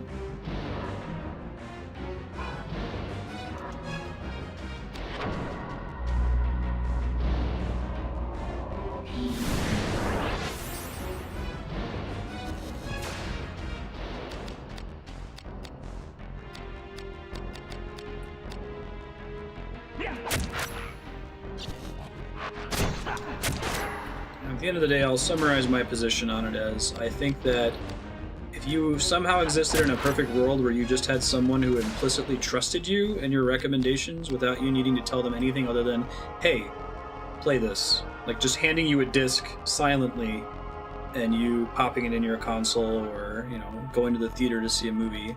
Like your enjoyment, if that is actually quality media and it's something you would enjoy, you would always enjoy it more with a minimum amount of hyping. But that assumes that you're able to be swayed by this person that you just trust implicitly that doesn't have to tell you anything else to get you interested in checking it out, right?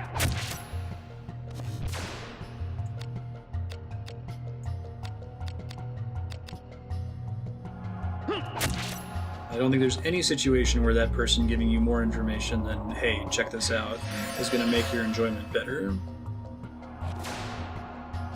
Yeah, basically, that's exactly what it is. And it worked out really well. Like, I think that the reason I enjoyed Driver San Francisco so much is because I had that experience of, hey, play this. And I was like, wow, this is not at all what I thought it was going to be. Cool.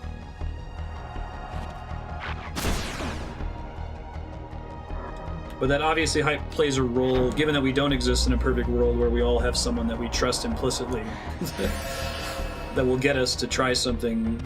Like we have a content glut. We have access to so many things that we have option paralysis. Why should I play One Shot when I should also play Undertale and I should watch Westworld? Like, why should this be at the top of my list? Well, then normally you have to sell to them why it needs to be at the top of their list, and that's where hype plays a role.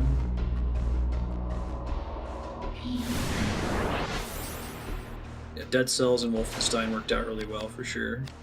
Not even knowing the genre of Dead Cells was nice.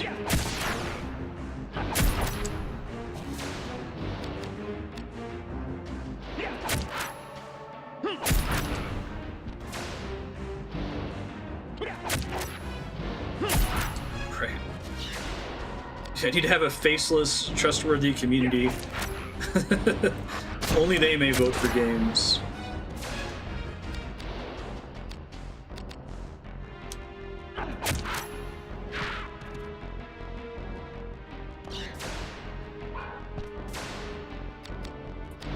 I think that my enjoyment of Nier was actually improved by lowered expectations.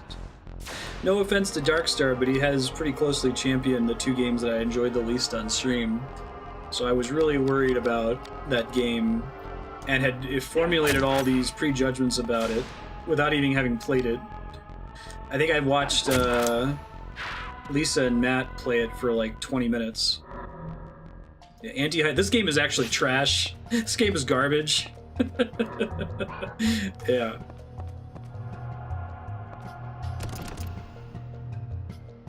Okay, so I should be able to pick this lock with the item that I have. I'm pretty stoked for Westworld. I need to find a way to get it on the top of Cat and Donovan's list.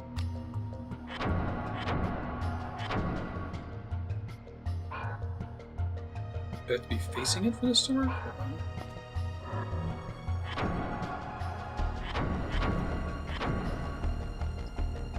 62% chance to unlock the treasure chest.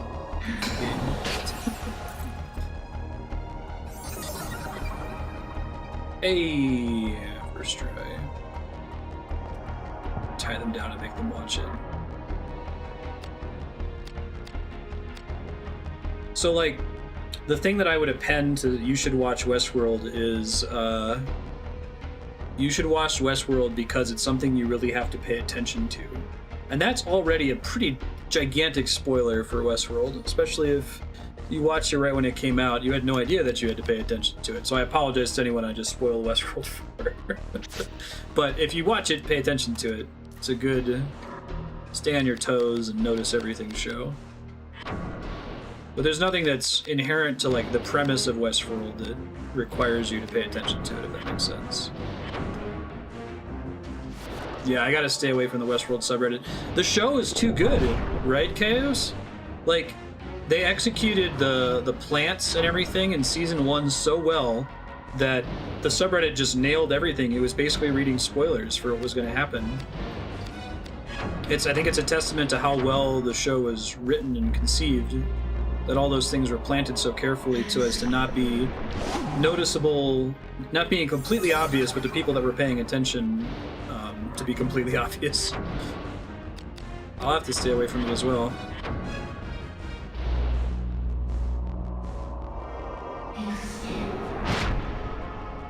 Every game you've ever had on Subblack is actually bad. They all have cliche endings. Mess up the late game difficulty curve. Anti-hype's probably not always a good thing. I think that I was anti-hyped for Persona 4, and I think that my anti-hype for Persona 4 spoiled my enjoyment of some of the better parts of that game because I was already so biased against it. And it was mostly because it wasn't like Nier Automata where it just completely blew away my expectation. It was more of the same. It was slightly better, more of the same. But I bet if I had played Persona 4 first without having 3 behind it, I would have been kinder to it, right? I guess knowing that it's Chris Nolan and his brother Jonathan Nolan is almost enough of a spoiler in that sense. They try to do slightly more cerebral work. I wish that Chris Nolan would operate more in the miniseries realm. Like, I like basically every Chris Nolan movie I've ever seen, but other than Memento, they all feel like it's a 10-hour story that's jam-packed into 2.5 to 3 hours. They really need that room to breathe that Westworld has.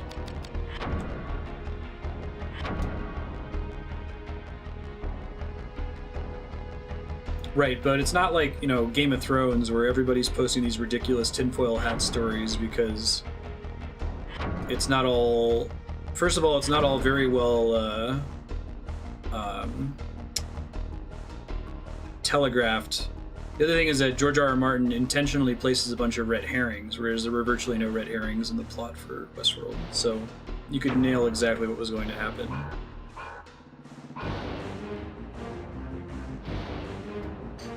psychological effect that causes you to like things you think you'll like more and makes you dislike things you think you'll dislike. Now, if that's true, I wonder if that's totally contrary to my point then, right? Maybe hype is good in those cases. It depends on... Maybe it just depends on the difference in quality from what you expect it to be and what it actually is, right? If it has slight deviations, you'll notice them less. It's a fire wizard man. What's your deal? You take no damage for any of my attacks. Are you like magic only? Is that your deal? Let me scan you and try to find out. 58% chance to analyze. Pfft.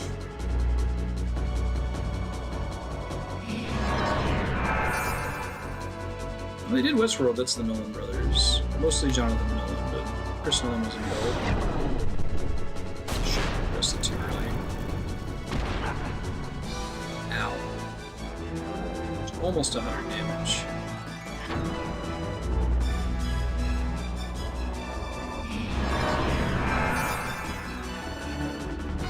Just wanted to over promises. It's really the only issue. I think something was going to be good, so you focus on the positive aspects of it. I could see that being confirmation bias driven, yeah.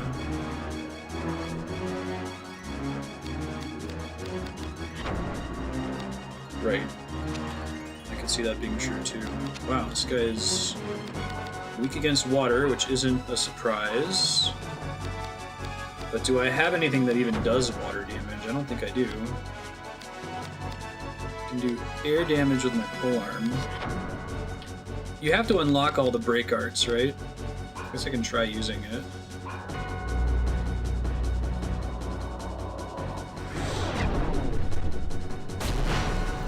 Shit, that was too fast again. I think I want to equip that fire shield thing in my battle abilities. Fireproof. I'm able to land it, I'm not sure I can.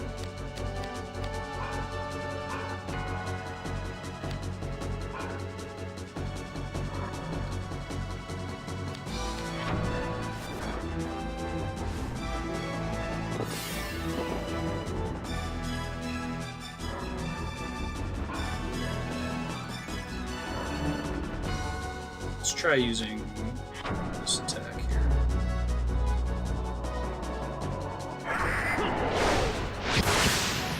One damage. Alright. It's incorrect. I guess I should at least use the weapon he's least strong against, if he's not one he's explicitly weak against. Alright.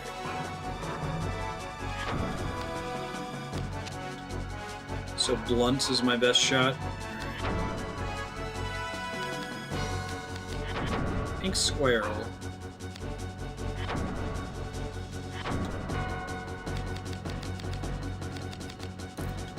Let me make sure I equip the shield. That should help a little bit with damage incoming.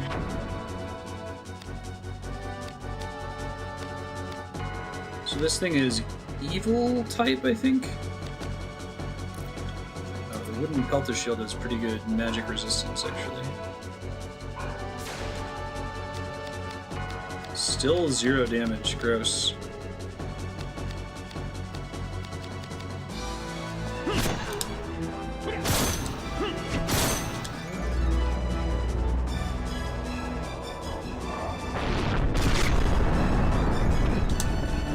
Too slow. Let's try using Degenerate on him, see if that helps.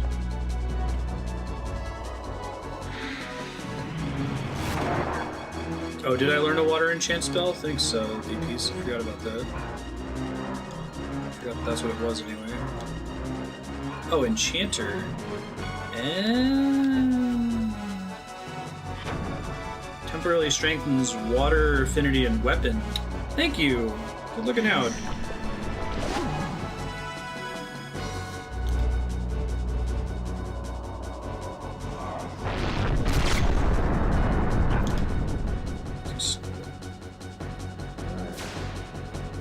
Oh wow, yeah, that makes a difference. I just equipped it without really thinking about it. Am I guaranteed to have that spell before this fight? Ooh, I should try to drain this guy's MP. Alright, hold on. Let me heal myself really quick. And let's see what affinity skills I have that I can use for that. Chain abilities. I think I have one.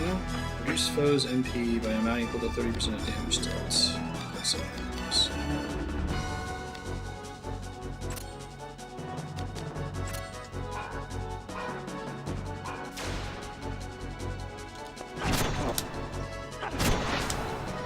Cool. Got that rasp effect.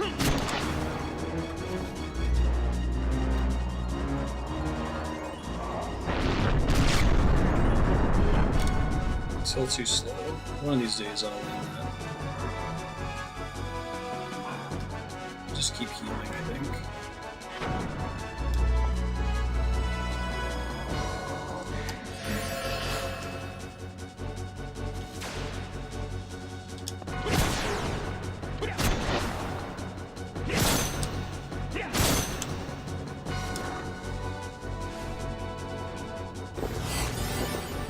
It may have been from that chest I unlocked, I don't remember. Makes a really big difference having it though.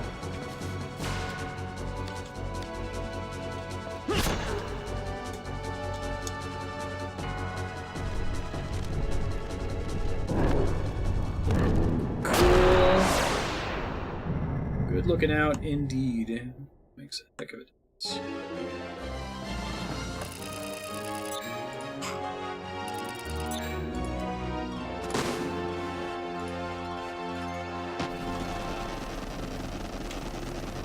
Ben, please don't move.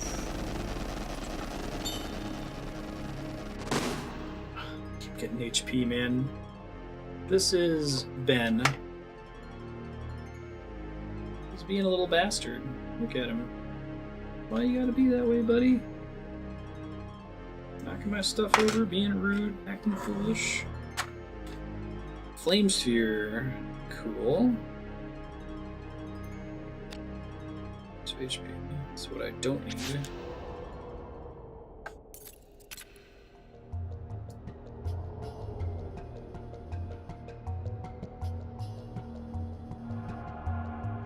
What's up, guys? Sorry, I'm trying to put something over here.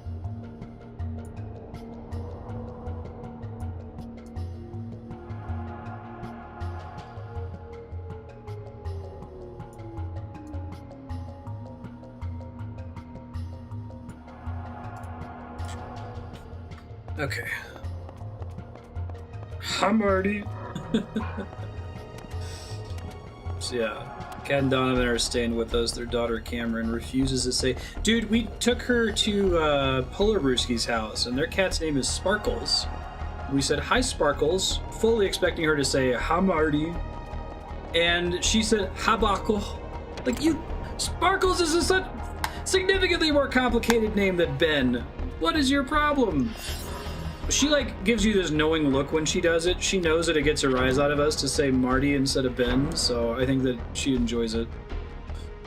I've never heard her say hi, Ben. I've heard her say Ben by itself.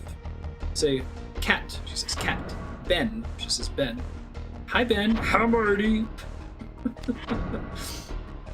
I promise I have that sound effect ready. I just haven't had a chance to record when there's no one else downstairs. Why doesn't she just...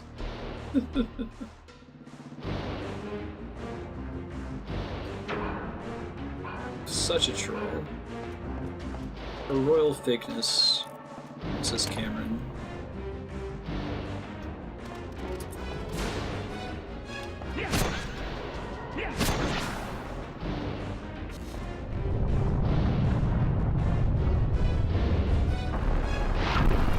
Oops, way too early.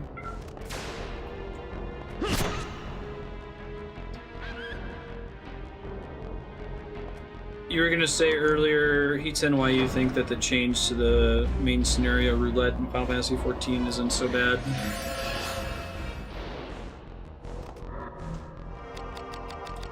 I feel like the right solution is to take, well, again, so why don't they just solution, but a possible solution that maybe is less work than redesigning the instance entirely is to scale the adventure and need bonus the longer that it's available.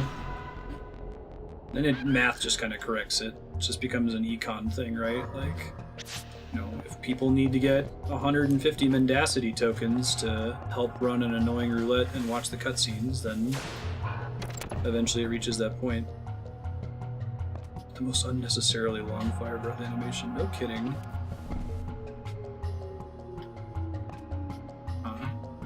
Can I use this for here? Hey, you back? Yeah, I got stuff last. Yeah, about another 13 minutes.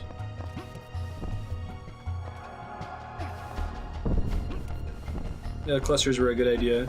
The thing that worries me is that they make a lot of those decisions manually, which takes a lot of time.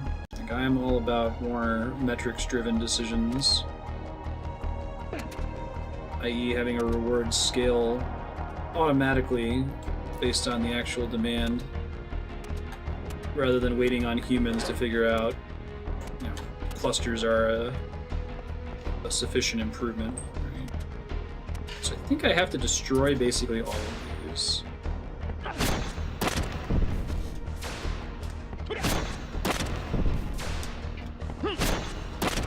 Right.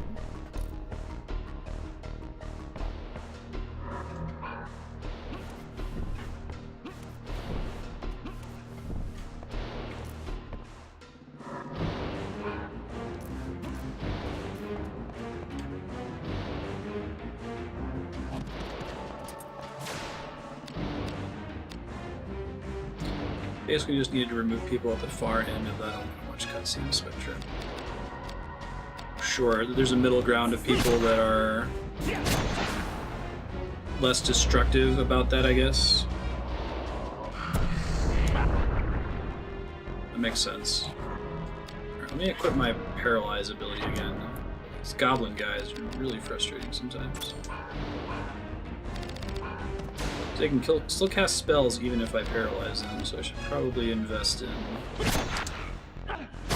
silence as well. Might just be that guy in particular that can do that, I'm not sure. You're saying that making them mandatory was better than doing nothing at all, and I originally was saying that it was worse than doing nothing at all, but I think I see your point. It's still kind of a... There's still a better solution out there, but it's definitely the lowest effort solution they could have done. And given that it's better than nothing at all, it's good that they did it that way. I suppose that's true.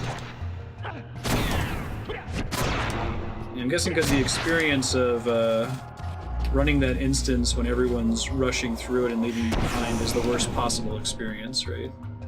Good night, Yahan. Figure out my poison and then use a paralysis removal tool here.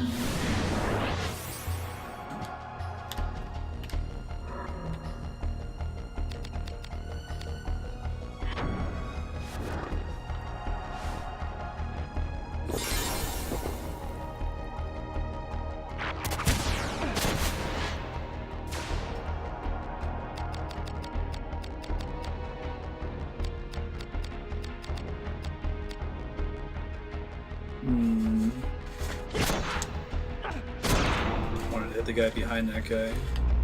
I'm not sure I can reach him. I did.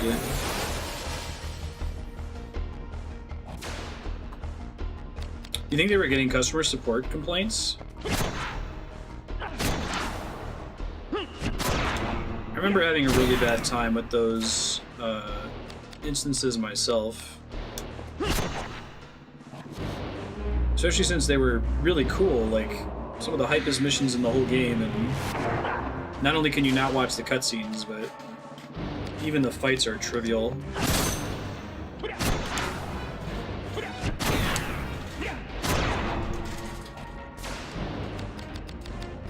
hitting the guy in the back there if it'll let me. No, it's okay. It looks like they can body block. Now I've seen that happen in the past. Where like it looked like I was able to target an enemy, but there was actually something that was in the way preventing me from doing it.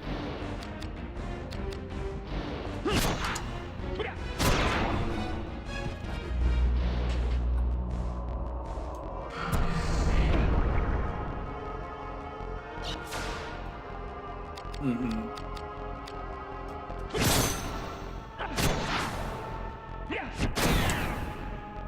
Too early. Move the camera so I can see these guys. Okay.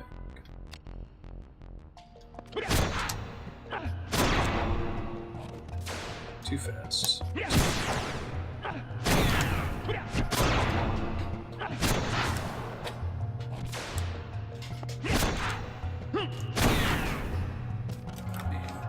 Camera out. What's up, dude? Hey. Oh, you beat it. That's the dragon boss from You earlier. killed it. Must have just did that right before walking in the door. Fought a couple bosses since then. I'm guessing that a game that has random chance mixed in, like to this extent, where you can just miss 6 times in a row and have it not be your fault, doesn't I could appeal probably to you. handle it. Like it probably like rolls that in kind of slow, right? Yeah, And yeah, introduces for it, sure. so watching it just now was crazy. But, I could probably handle it. These guys have a lot of hit points. Oop, too fast.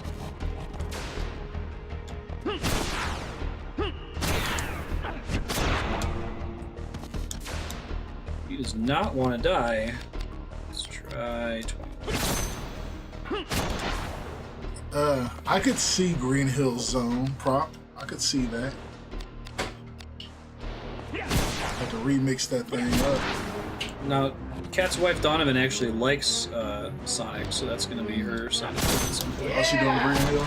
And she's doing the final boss music from Sonic 3, I think, with the like alarm at the beginning.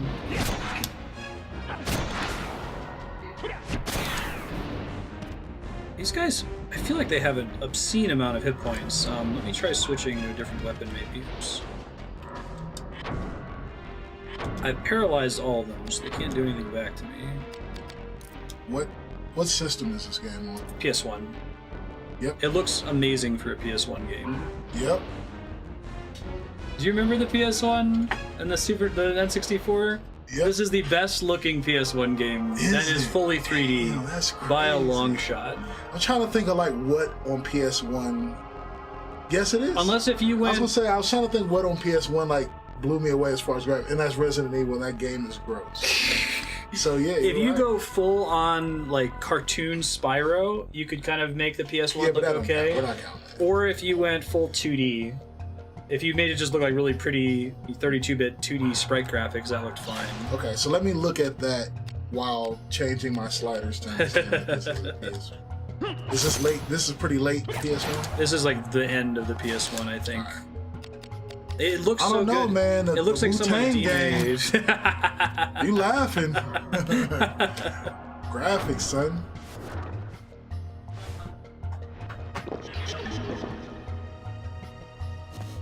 Especially the cutscenes in this game have a lot of... Like, I was saying that this game looks like it's a PS2 game that they demade on the PS1. Like, they definitely, if they had waited a couple years to make it... But see, like, with the N64, for the most part, they're using the cheat that we're talking about. Like, if you do it cartoony or use, like, some sort of stylistic art, then, of course, you're going to beat something that's trying to look real. Right. So I see what you're saying about N64 looking better, but if you're comparing it to Nintendo-style art, then, of course, it's not. N64, I think, even doesn't age very well. It's only because Mario looks like a cartoon that it looks You would have decent to, like, at all. compare this to the graphics of GoldenEye or, like, GoldenEye hasn't 64 aged well. wrestling games. Have you like, played it recently? Revenge or something. GoldenEye is trash. Yeah. Sorry, guys, it's trash. I liked it when it was out, but it is trash. Pick up Mind Ache. That might be good for someone else that I deplete. Yeah, FF9 looks pretty good too, but a lot of it is because it's a slightly more stylized approach. GoldenEye. They is look trash. like the big-headed Yoshitaka Amano watercolor art characters instead of trying to look photorealistic like Final Fantasy VIII, which doesn't look very good to this day.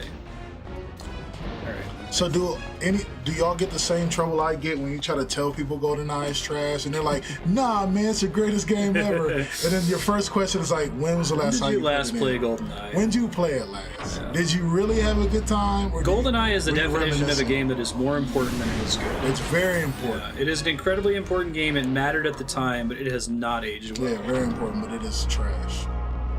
Trash. Half the speedrun strats are reducing lag. Really? Can you tell me more about that, Spiky? I've never heard that before. Speedrun strats for this? No, GoldenEye is saying that if you to speedrun that game, you're trying to reduce lag. That's most of the strats for it. That game is trash, bro. But it's very important. But it's trash. Why are the eggs what? Oops. Go play GoldenEye again, see how much it lags. Like, just based on the number of entities that are on the screen, like, how do they reduce it in the speedrun, I guess is what I'm curious about. Single explosion puts you at 5 FPS.